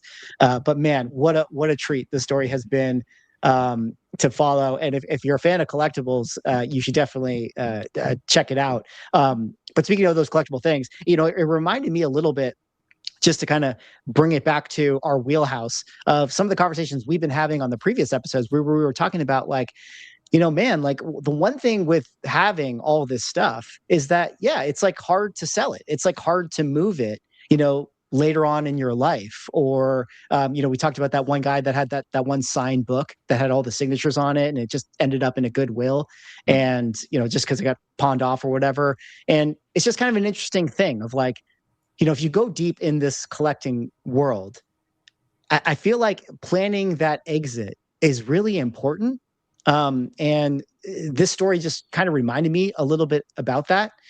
Which, granted, well, I mean, comic collectors, at least from what I've heard in my comments, most of them plan on being buried with them. So, that's their plan. They don't care. Fair enough. But, for those people, they could do that. But, like, for the other people, at least Bricks and Minifig, it seems like as a company or corporation, they're set up to, like, do this kind of bulk buying. I mean, I don't know if they're just like a CarMax. I mean, I think the big difference is, they normally will just buy and then sell it. Not like that's the thing with all of this. Like, they're getting into all this, like, little, like, minutia of their business about, like you said, like the consignments allowed or not. It's like, none of that matters. It's just noise. Like, from the perspective of the guy that brought the stuff in, like, this was an agreement that was made. They're one of your franchises, deal with it, but, like, this whole idea of burying people with legal costs it happens, but it really sucks to see it play out live. Like real life people, how it hurt their lives, and seeing how much those companies don't care. Like, that's the stuff that really, that just really, really, like, pulls you in, with this. And it is really interesting because, like, even beyond that of collectibles, but I'll pull it back in, this concept of, like, citizen journalism, like, this is what it takes now at this point, like, whatever it is, right? Like, to expose, like, fraud or whatever, all these YouTubers, social media people, they become the story, or they shine the spotlight on the thing. And then that's what people all of a sudden care about. And it's like, the irony of this is that, like, the Bricks and Minifigs would have gotten away with this if it wasn't for you damn kids, essentially doing the YouTube video. And it just kind of reminds me, like even in our space, we talk about grading controversies and things like that. And, it's important to, like, bring up these issues and talk about it. Obviously not to purposely raise pitchforks, but, it's an important part of the collectible balance that you have to give the companies a little bit of pressure so they can feel a little heat, so that they can remain accountable to themselves as they do, the things that they do. And it's a little bit of a reminder of that. Absolutely. Well said. Yeah. Any other little things about this particular story before we kind of move on, gentlemen? Everyone watch it. Get your popcorn and enjoy it. It's fun. Some people ask, like, what some of, like, the legal channels were. Legal Eagle, I think, was one that he's the one that wears, like, the suit and stuff. Like, he was really good. He was very detailed. Did he do his part 2 yet? I saw he had a part 1. I didn't see the part, if he had a part 2 drop yet or not. I don't know. Let me see if I can look up a couple Bricks and Minis. Legal Eagle and Civil Rights Lawyer, I think, are the 2 big ones. There was one other that I've watched that he's Civil Rights Lawyer has a big beard. Let's see. There's Legal Mindset is a big one. Legal Eagle, like you guys said. Those are the 2 that I've definitely watched. Legal Eagle, Legal Mindset. Yeah, I'm wondering if it's Legal Mindset was the other one that I was watching, because oh no, here we go. What was it? It was Lawful Masses with Leonard French. That was one. He has like 200,000 subs. He's been covering it. I think he was one of the earlier ones, and some of the others picked it up, and he's covered it quite a bit. His is definitely a little more dry, but he clearly lays things out for you. Sounds like a great band name. Well, I'm sure there's going to be much more coverage of this throughout the coming weeks or so, because the story's just not going away jealous until there's a that happy we ending. can't get that sort of engagement in comic books. Well, and I mean, cards. the scary thing is like, Let's just for, get, like, for all we know, millions Reckless of Ben is views. going to jail. Yeah. You know, like he's got some pretty serious charges against him. Listen, Is listen. he back in the country? Isn't he Listen. back? Well, they have talked about that. I feel like that was definitely just like something for fun on the video, because he's like, yeah, I've been back in St. Louis. I've been in other places. Like it sounds like that was just like an end of the video, like kind of like a, I don't know, like thumbing his nose at them a little bit, like as a joke. Cause there was an interview I think he had with like a local news station where he was talking about like, oh, I've actually been in the country a few times since then. So I don't think he's just hiding out in Mexico. Now that we talked about this, are we not allowed to go to Utah? Do I need to stay out of Utah? Like, are we Probably. banned from Utah? You guys are pretty close to Utah. You might have to be careful. If you're Mormon, you can go. Yep. You know what the sad thing is? The sad thing is like how big it is. Like Rob, it's like comics could never. You know, there could be a $300,000 comic book collection that would be stolen. Nobody would care. What the funny thing was, like when they were talking about that town, I was like, I swear I've heard of that area before. And it's because it's from the, like, what is it? Like the Secret Lives of Mormon Wives or whatever that show is. Like, I don't know if anybody's watched that one. I have watched it, but it is Nobody's also, watched it, Ryan. it is also in that area. And so it's interesting how this is all playing out. It is very interesting indeed. Very interesting. Well, a lot of people care about that story. Nobody cares about comics, and nobody cares about 9.9s and high grade moderns anymore. But fellas, you know, this happened a couple weeks back on Comic Link. We had the sale of a CGC ASM 252 9.9 newsstand copy sell for $19,388. That is a 20% drop between the last 9.9 sale of this book, which happened to have been just a mere direct edition.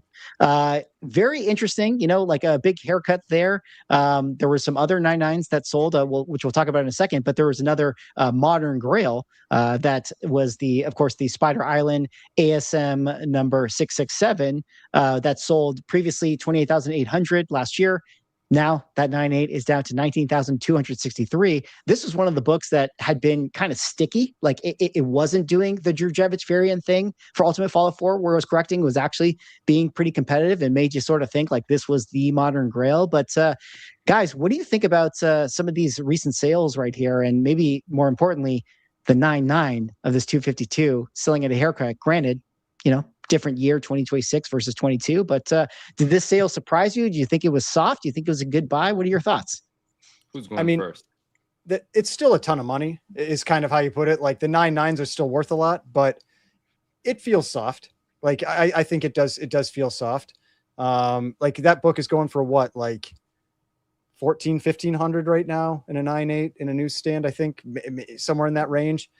I probably bought in the mid to high 20s. But yeah, I mean, for that one now, for the ASM, the 667, I had like that 28.8 sale. I remember that one because I thought that one was going to go for like 20, I think, when it sold like back then. And I was really surprised that it held up and pushed to 28.8. And so 20 to me isn't a surprise. Like to me, that's around where like it's at like 19 and change or whatever. That's around where I think it should probably be. I just think that other one was just, it's the challenge with that book that we've seen with comics, like from the comic boom period in general, is that with that book, it sells so rarely in a 9.8 that people like, they look at it, they're like, oh, I'm getting it for a deal because the last one sold for 40,000. But it's like, the reality is it's because it sold last like 3 years ago and it should have dropped even more. And now another one came up and then it actually finally gets down to the number where you think it maybe should be. I see that book available a lot for something that's so rare. It is rare though, right? Like what is the census existence of that in the 9.8? I mean, I don't see 9.8s of that book very often. Like that come up because I think a 9.8, there's only, I feel like there's less than 100. For the 667. Yeah. Let me pull that up. I do think that they're at 9.8. There's definitely less than 100. I would but hope so at it's that kind of price. yeah, it's very Well, I mean, interesting. but if you think about like a modern book, 100 is very, very low. like I mean, Yeah, but that's 20 grand is a ton of money. That's 100 people have to make the decision all the time of they would want $20,000 to $30,000 or that book. That's a lot of opportunity to screw that value up. 15 of those come to market. 15 people need a buck. That value's done. That's a lot to hold that kind of value for an obscure item. So it looks like there's 25 9.8s for the That's way less 667. than 100. Okay. Yeah. So the 100 number was really like 85 total graded Okay. out there. So yeah, 25 9.8s definitely very hard to come by this book. You know, That is a small it for number. a long time was the modern. that must have print. sold on Comic Link, didn't it? Oh yeah, these sales were on Comic Link. Oh, so yeah, so it's not on GPA, and so yeah. that sale never happened, right? No, That's a $28,000 book right there. 100%. I did mention that. Yeah, sorry, not in our little setup right here, but in some of my posts and videos and stuff, I mentioned, yeah, these will not be into GPA. So, you know, the praise be the holders of these books. They get to make sure that nobody ever knows that you can get it for less than 20. But still, I thought it was just a kind of an interesting thing. Now, let me go back to this real quick, because granted, like you said, Ryan, comic boom, price is different, market, but being that this was the newsstand compared to the direct, and I think that current 9.8 newsstands sell at about a 30% premium. Like I pulled it up, it was like, you know, 1,400, let's call it, for a 9.8 newsstand of this book, where it's like a direct, maybe it's like under 1,000. Right Like, now it's under is that 1,000, but they element- were selling higher than that recently too, though. But yeah, sorry, I didn't mean. Yeah, correct. So does that move it for you, change it for you, make it more interesting? See, the thing though is, though, if we look at what that book was going for in 2022, a direct, like it was May, was about 1,800. There's one sale for 14, but there's 2,000, 2,150, 1,650, 1,820. So we'll say 1,800.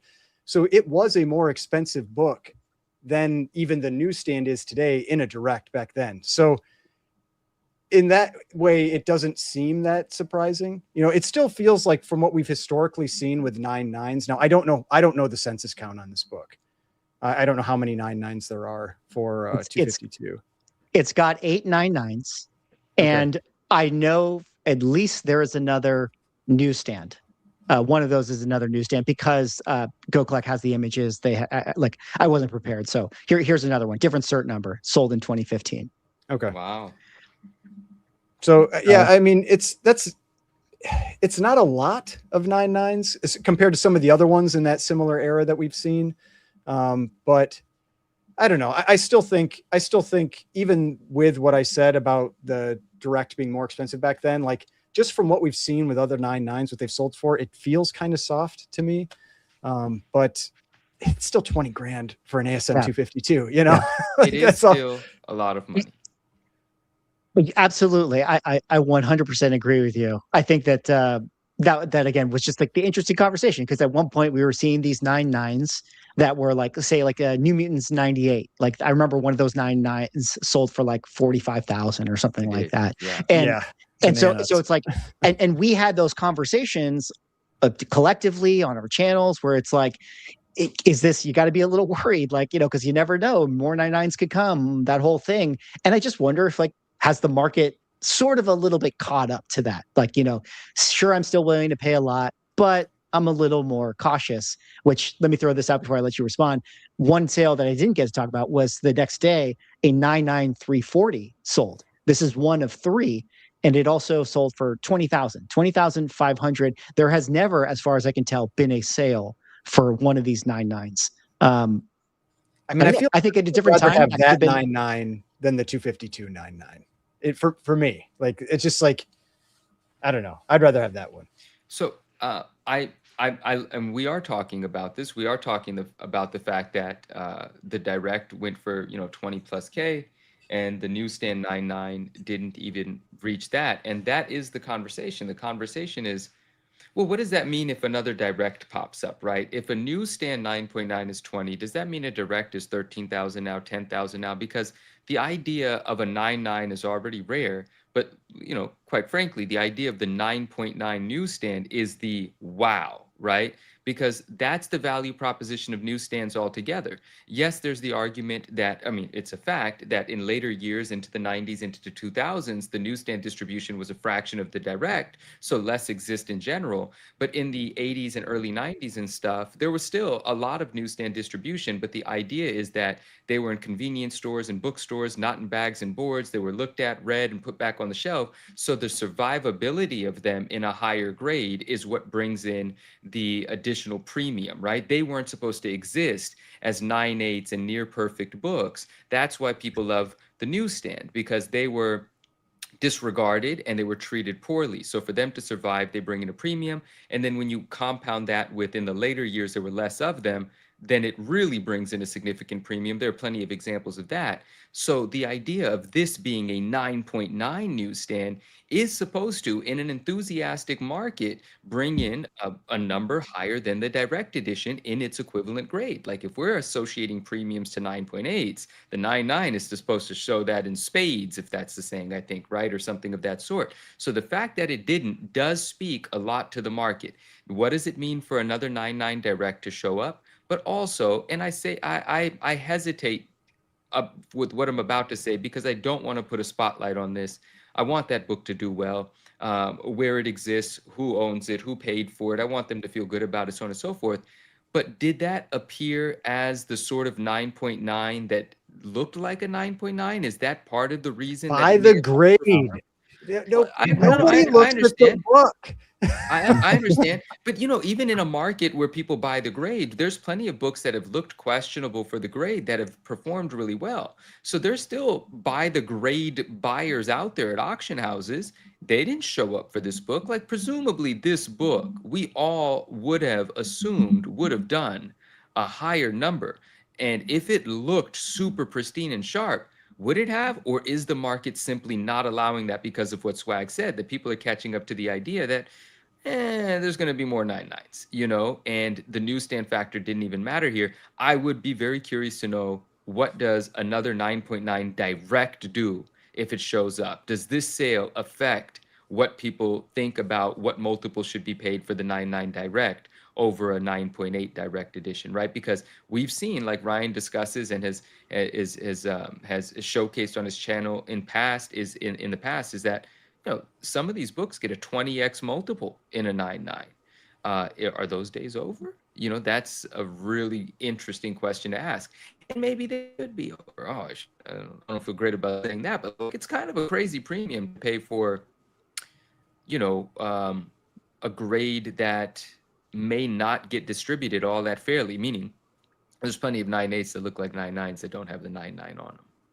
I mean, I have kind of like two thoughts on that. One of them is because I was definitely one of the people that was talking about, like, when we saw that big jump in 9.9s for like the Wolverine limited ones and the Secret Wars 8, like maybe 2 years ago or a year and a half ago, whatever that was now. I was expecting to see a bunch more, and I feel like that hasn't really materialized. Like when we saw the Ultimate Fallout 4 9.9, I was expecting we'd get some more, but I still think it's still just that one, which is kind of surprising. So I don't know if maybe CGC dialed it back, or if they just like, it was a fluke that you had like 29 9s in limited one, like maybe that grader isn't there anymore or something. Like I don't know. Well, you know what the key is? The key is that when you send in your Ultimate Fallout 4, make sure that you submit it in the high value tier or the unlimited tier, and you insist to the grader that, hey, this is a valuable book. In fact, I would go so far as to say, if you truly, dropping the shtick, if you truly feel you have a shot at a 9.9, you should put a Post-it note on it and write 9.9 question mark. I think you actually need to tell me why it's not. Yeah, one of our friends in chat, Happy Hour, he literally said earlier in the show that if I remember correctly, we talked about it, that he submitted an Ultimate Fallout 4 in the unlimited value, which means he spent like $135 to grade what would turn around as a $900 to $1,000 9.8 if it were to be a 9.8. No one's really want to spend $150 to grade their $1,000 book. Well, apparently that's what people do in that unlimited, in that other value tier, you know, $105 for $1,000 max value. But again, that's kind of what he's doing. He's saying, this is a 9.9. That's why I'm giving you $150 to grade it.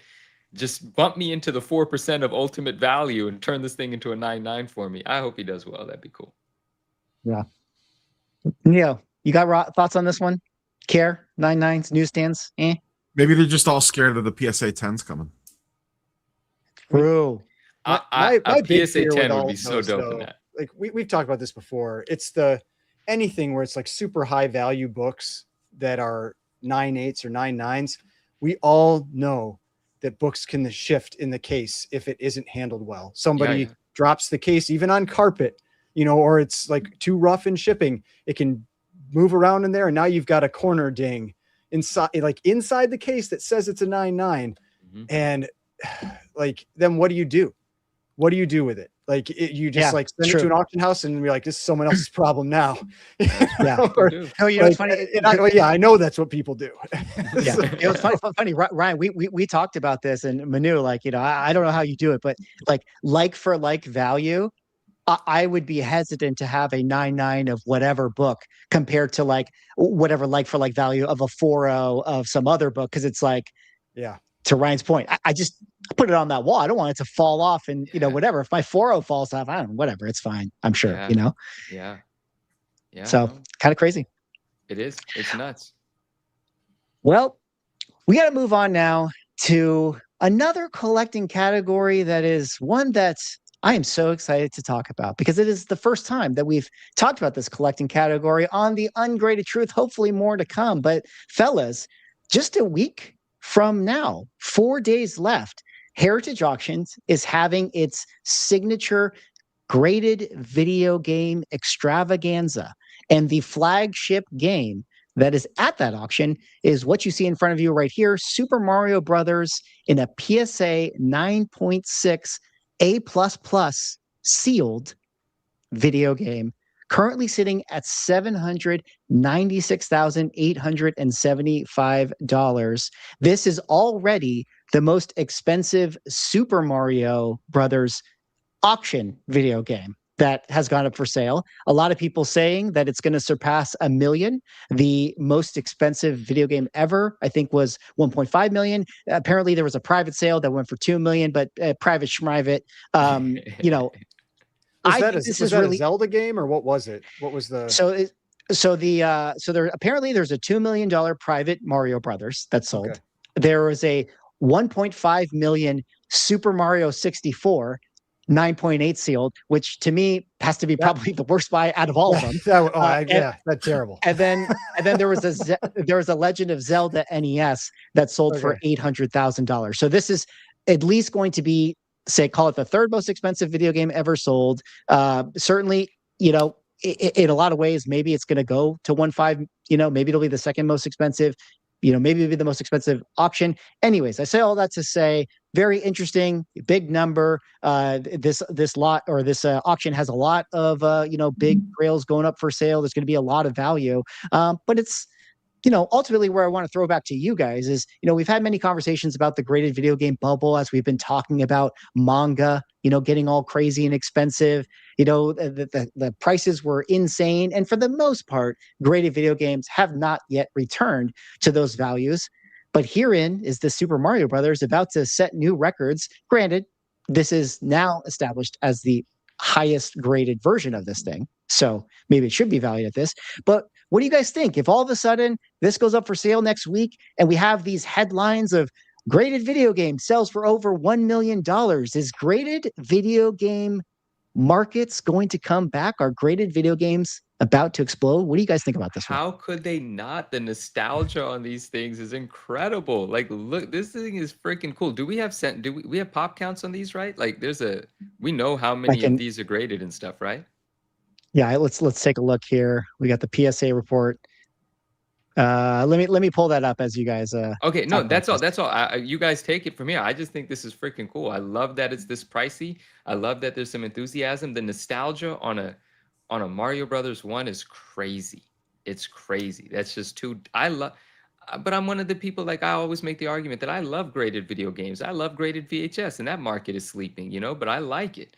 I think this is awesome. I would love to have a dope sealed graded Mario Brothers. I don't have one. I would love to have one. And people with deep pockets that feel the same way I feel about it, good for them going for this thing. I think this is cool.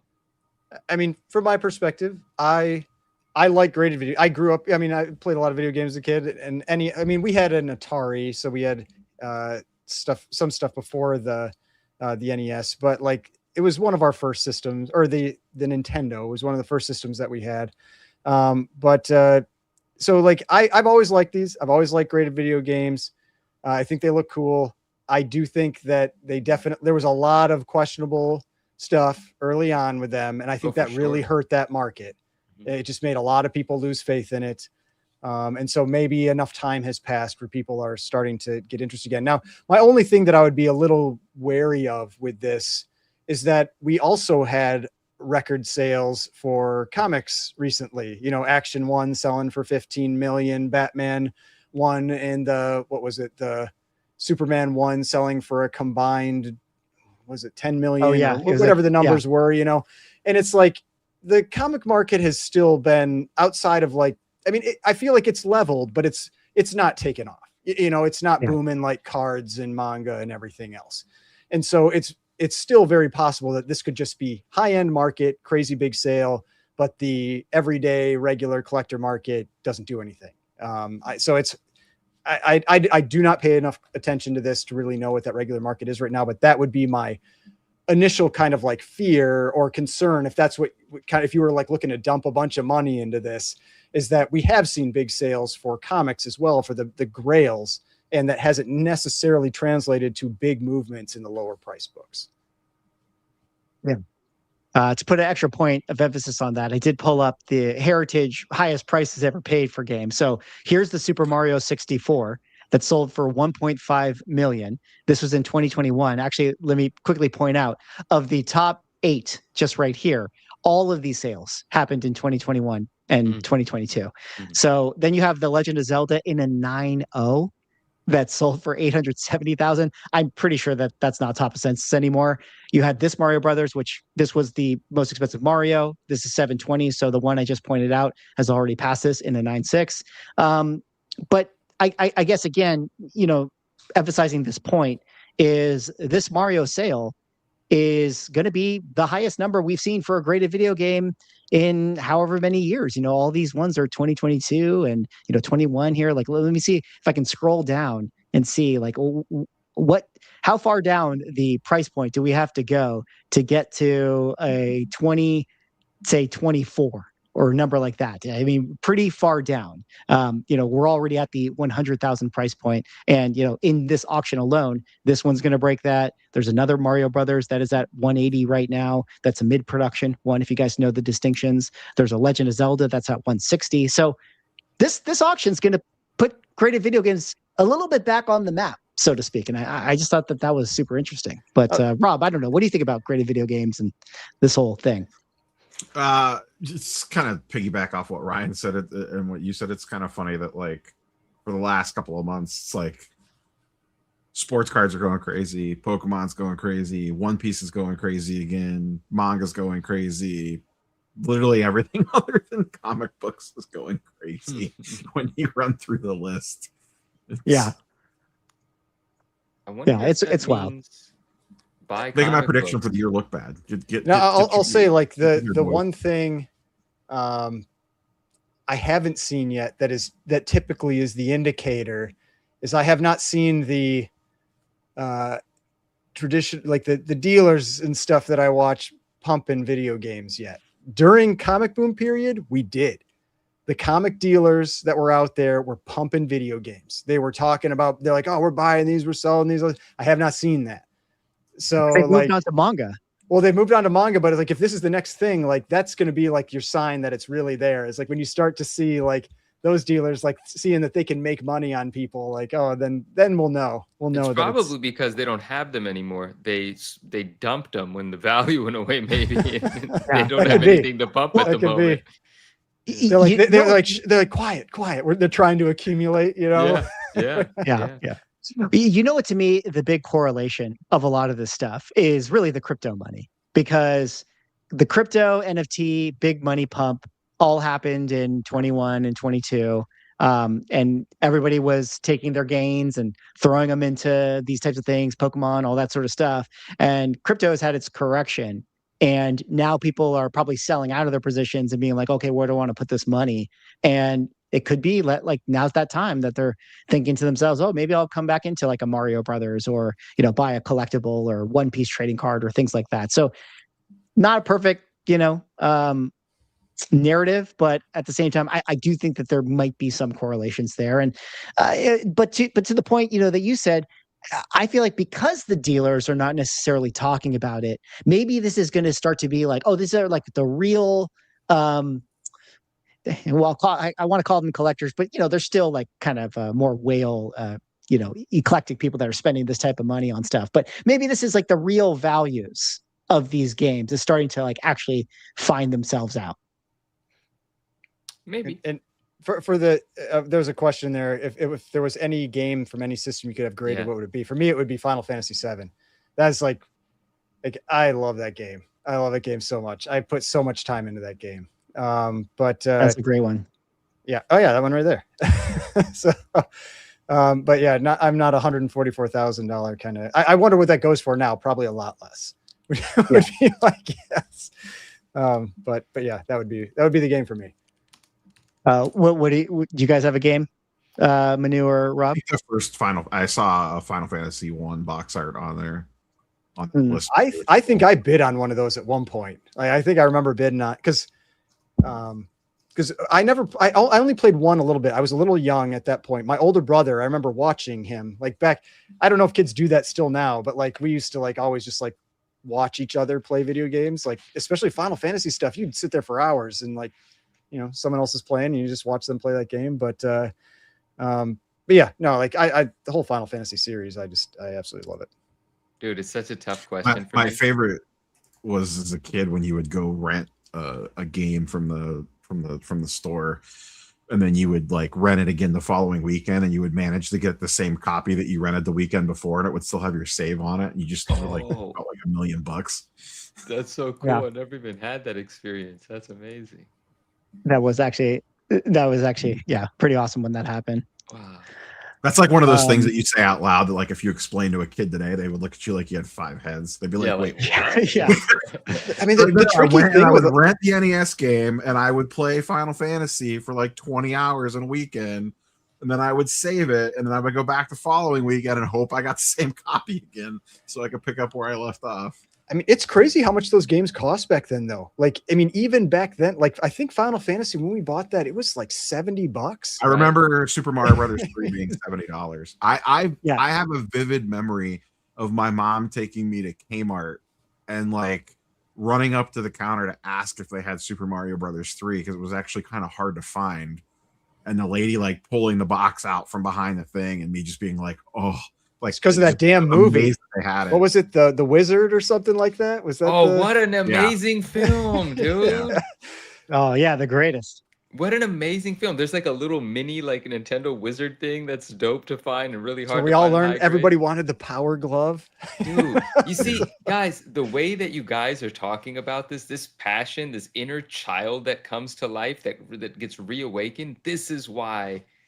This is why I feel like this has a market and why I feel like VHS doesn't. Because I grew up watching VHS and I couldn't give a shit about owning graded VHS. There's a lot of us that love that stuff too, man. Like there's a lot of people that when you talk about Back to the Future and certain movies, like it conjures up these same sorts of emotions, but the interactivity of a video game and the playing with your friends is a different level, But it was the same thing. When you're younger, you go, your parents let you have a sleepover or whatever. You get junk food, you get Cheetos, you get candies. You're gonna play GoldenEye. You're gonna maybe rent some movies too, But the games might have a more playful enthusiasm associated. But there's a very similar sort of nostalgia and love in VHS as well. I mean, that's what we're all talking about here anyway. We're talking about graded nostalgia at the end of the day. and what form it takes, one might be more popular than the other. But you're right. I mean, this enthusiasm is why this market exists. And it's just freaking cool, bro. And I can't answer that question. It would be a Mario game. I don't know which one. I spent a lot of time on Nintendo, SNES, and Nintendo 64. And all of them have like so many hours of my time invested in the Mario games, but I wouldn't be able to pick. I'd be juiced to have any of them. Yeah, there's so many games, to be honest, that are on my list. I'm all over it. So and some of them I don't quite want to talk about yet because I don't want people knowing right. what I keep trying to snipe these games. We literally started the show late. The guys can attest to this. We started the show late because I was like, hey guys, I apologize, but I have to bid on something that ended at 5:02. And I was like, so we're gonna have to start the show slightly late. I did not win it, unfortunately. Went way too high. And that's kind of video games are back, I guess. Yeah. Video games are back. And now after this thing sells, then I'm not going to be able to buy anything. No. Damn, this sucks. Well, you know what's back? I want and graded also, video games, damn it. Sorry. No, it's great. I want it too. But you know what's back and also right now? Manga, guys. We talked about manga and these sales happened. And I just got to feel like we got to just be the manga pumpers because we're like the manga shills, like our podcast right here, anyways. But this was interesting. We talked about the Weekly Shonen Jump 51, 34, the Dragon Ball and One Piece grails or whatever you want to call them, graded Beckett slabs that sold on Heritage for like 45,000. Roughly around the same price for each of them. We had 2 more sales happen after the Logan Paul thing, and these ones happened on Golden. And as you guys can see, higher grades than that of the previous thing. But that says conserved. Yes, conserved. Right. 7.5 for the Dragon Ball 80,000 and a conserved 7.0. I feel like that's somebody that doesn't know what conserved means. I feel like it had to be. I feel like it had I to am be. pretty sure that's what that means. Oh, Wait, man. you know what's so funny about this? What's so funny about the Golden Auction listing? It says Pop 1 at the end of it. Like, is this? Does that mean Pop 1 conserved? Probably. It's probably the only restored copy that is out. I'm guessing that's what that means. Yeah. Oof. Hey, but if you're willing to throw 76,000, because hopefully you can afford to, not have 76,000. So basically, the manga market is still doing really well. About a month into it doing really well. Yep. Or I would say, said another way, these sales corroborate, the increase in prices of the other ones, in slightly, in my opinion. Not to justify it, but I'm just saying, like, well, listen, you've now had 2 sales at auction that it's like, here's the new floor, at least for right now, until the floor drops out. But it's like, you have 2 examples now, and I'm curious what the backlog is like for grading at Beckett right now for manga. Oh, it's probably going to take, because that's always the biggest concern. Like not for me, like I personally don't care, but the concern for if you are someone who is like, I just spent $80,000 on this, like how many other copies are sitting in their queue right now? Like that kind of thing. Totally. Like that's totally the fear. There could be a lot. Their turnaround times are still pretty low. Like I'm looking at the website right now. What is it? What is it? What's pretty low? Looks like the low tier is 45. Okay, that's not bad. Yeah, it's not too bad. Yeah, I mean, I guess at I this don't know point, what their breakdown is. Like you could get a all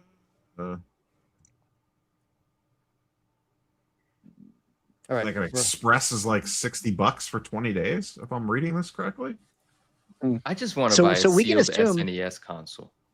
That'd be great. That'd be dope too, dude. Let's go all in on graded video games. That's what I've secretly been doing. No, it's interesting because Rob, to that point, I feel like how long ago was the Logan Paul thing? I feel like that was about a month ago. So like maybe that surge is right now starting to get turned around. In the next say couple weeks or so, the census should be flooded, or people should be getting their stuff back. In theory, I've been seeing a lot of people selling raws for big money, and so it's like almost wonder like how much at this point is just changing hands ungraded, which is just for that cost is so risky. But I mean, that is what I've been seeing, like on Instagram, at least, like a few people I follow, a lot of raws though that are going for tens of thousands of dollars.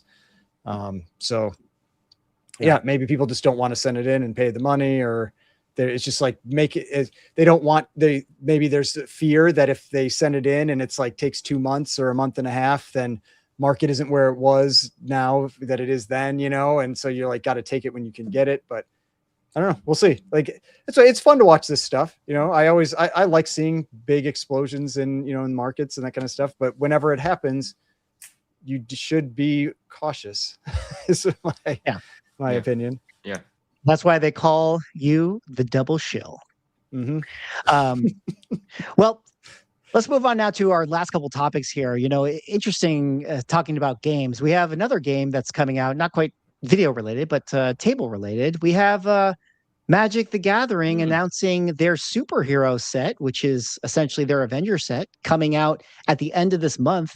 They've been showing out a bunch of the cards. You know, things look really cool. Obviously, if you guys are in tune to, you know, the Magic world, there's obviously a lot of people that don't like all the collaborations that are going on with, you know, Marvel. But I think that this one is going to do pretty well relative to what Spider-Man did.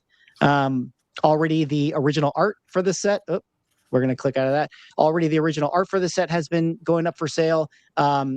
And, you know, people are really interested in this card thing. And it's kind of that's a cool coincidence. Like that is a cool card. There's definitely a lot of really great cards right here. Here's an Avengers Assemble.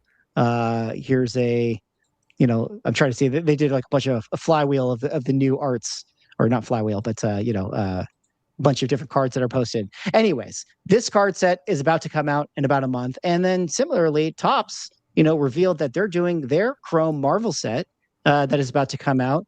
What do you guys think about the Marvel cards? Rob, are you in on this? Is your Topps Chrome money going to go to Magic instead? What do you think as a card collector is kind of a better play here? I would rather buy the Magic. So are we talking sealed or singles? Sealed, I would rather have the Magic product. I think the Topps product, it's I don't know. It just feels like a different. It's not original artwork on most of it, I don't believe. It just looks like a lot of the other Topps Chrome products. I've yet to see, none of the Topps products have really like blown my skirt up when it comes to the Marvel stuff to this point. Maybe Manu feels differently, but no, just really hasn't hit the same way as a lot of the Upper Deck stuff used to.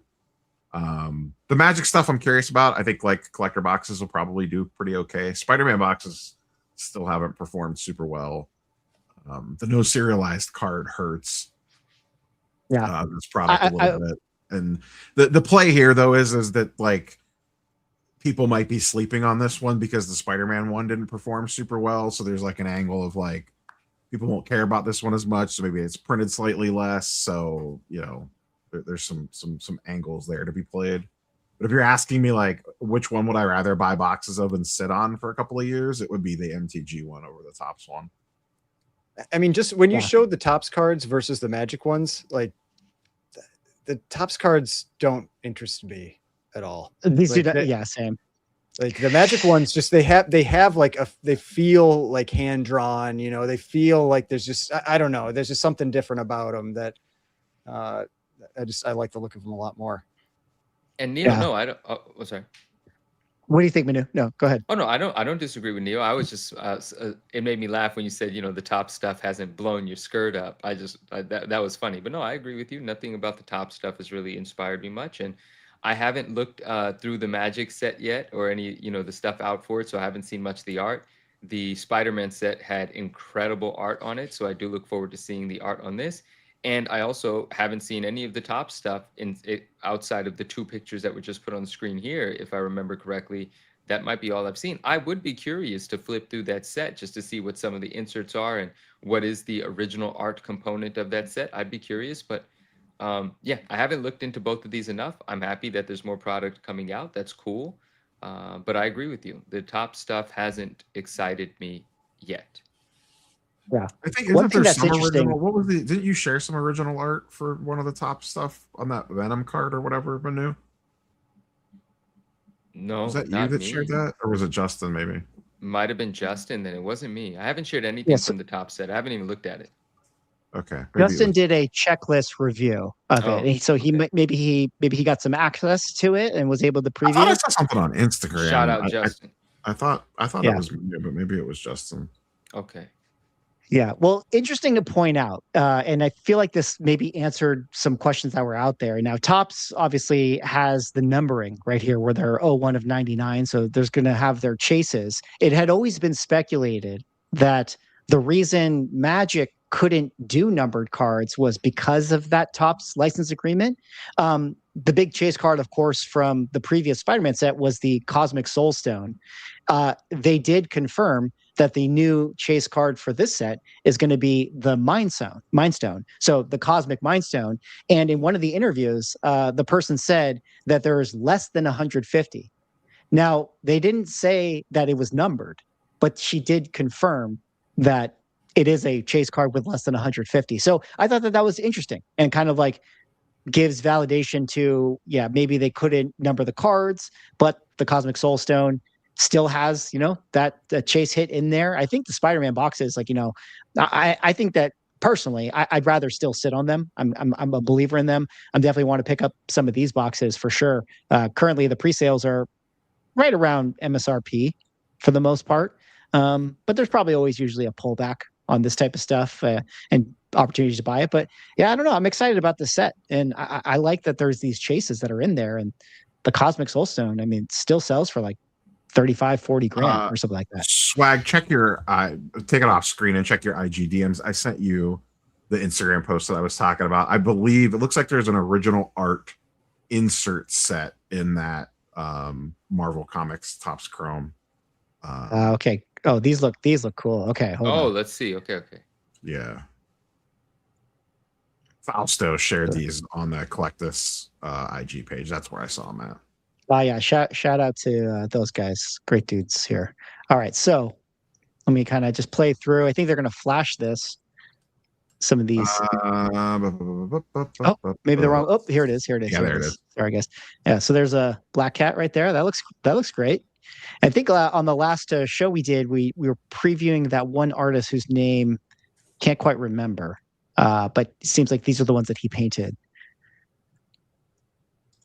So it's real, so it'll just go through and do its thing. Some of them look cool. Some of them I do not like that Iron Man. That Iron Man, I don't know. Yeah, that Iron Man, I don't know. There's your. It's like they tried to go with like one of the old school helmet like looks, and then like yeah. I don't know about this Venom either, to be honest. What but the I'll hell? Can we get a close up on that? What is that? I gotta see this on its own. Where do I? Okay, no, I'll look at it later. It's in the chat, so you can look it up after. But I don't know. That doesn't really feel like Venom to me. I thought the Ghost Rider looked cool. Yeah. The Captain America looks good too, I think. You don't like that with the Hydra flag and stuff in his hand? I don't like his face. His face is a little. Well, I mean, what do I know? I it's better than I can do, So I don't want to criticize, but that is not how we judge art. Yeah, fair enough. But yeah, some of them look good. I think the Black Cat and the Green Goblin look really good. Oh, there's a Darkhawk one there, unrevealed. Oh my god! Oh my god! I will be going to the chase. Swag. You're gonna buy all the boxes now. Oh, I want both this and I want the Magic the Gathering stuff. Oh, well, shout out to Collectus. So I don't know. Interesting. A lot of trading cards coming up. A lot of Marvel trading cards. Definitely places to put your money. Unfortunately, we will not be able to get them graded. Going back to our earlier conversation, Rob, I guess that's going to be a couple of the sets that are going to be affected. You can. You just have to be rich. Fair enough. Are you too poor to grade cards? Is that what you're telling me, Swag? Yeah, I have too many comic books that I pay for now, so I can't. All right, actually. Go ahead, Muno. Go ahead. Oh, I'm taking a look at that Venom card. I geek out about this stuff. That Venom is odd. Like he actually has eyeballs. So you can see the human eyes beneath the the white portion, and it's I don't know. It's not the greatest. It's not bad. It's not the greatest. Darkhawk spots are you going to buy on a Whatnot live, Swags? Yeah, I'd probably be $1. Nobody else would be buying them. That Black Cat is fantastic, and that Green Goblin's pretty dope too. All right, that's all. Little card geeking out. Okay. Yeah, get the Darkhawk, dude. Get the original art for that. We need to see what it looks like. It's mystery. It's blacked out. It may be. Yeah, actually, it may be terrible. That's true. I would definitely be interested to see what the OA for that would be. I mean, I could see myself going for that chase a little bit. I might have to do some box breaks on the YouTube. I feel like I have permission if it's Marvel to do that.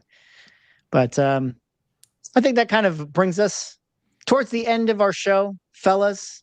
Any last thoughts on trading cards, Marvel stuff, anything like that? Well, I have a Neo's minute to go with Manu's minute. No, I don't have a Manu's Oh. minute, so we look forward to Neo's minute. I'll just Should add this a be little. like part of? Should we just this be like part of the interruption? Like whoever wins the show gets a minute at the end. So it's like, no. Is that, Oh that, yeah, that maybe in the Oh, around the future, horn. like in the Around last the horn. segment, we have chat vote like who won the show, and then they get a minute at the end. Oh wow, now Yeah. we're really compete. Oh dang, okay. Yeah. No, we're all winners here. But Rob, Yeah. anyways, since No, you're the I'll winner. be at Heroes Con this week. So if anyone's roaming the show floor and sees me roaming around, stop up, say hi. I'll be there Friday and Saturday. And if anyone has a low grade AF-15 that they are selling at the show, slide into my DMs. I want to see that happen. There you go. Manu or Ryan, you guys got any little minutes? Ryan, how'd you do on your race? Actually, I didn't ask you. No, I did well. I did pretty well. I was Oh wait, we need to relatively address. happy with it. But We have controversy to address.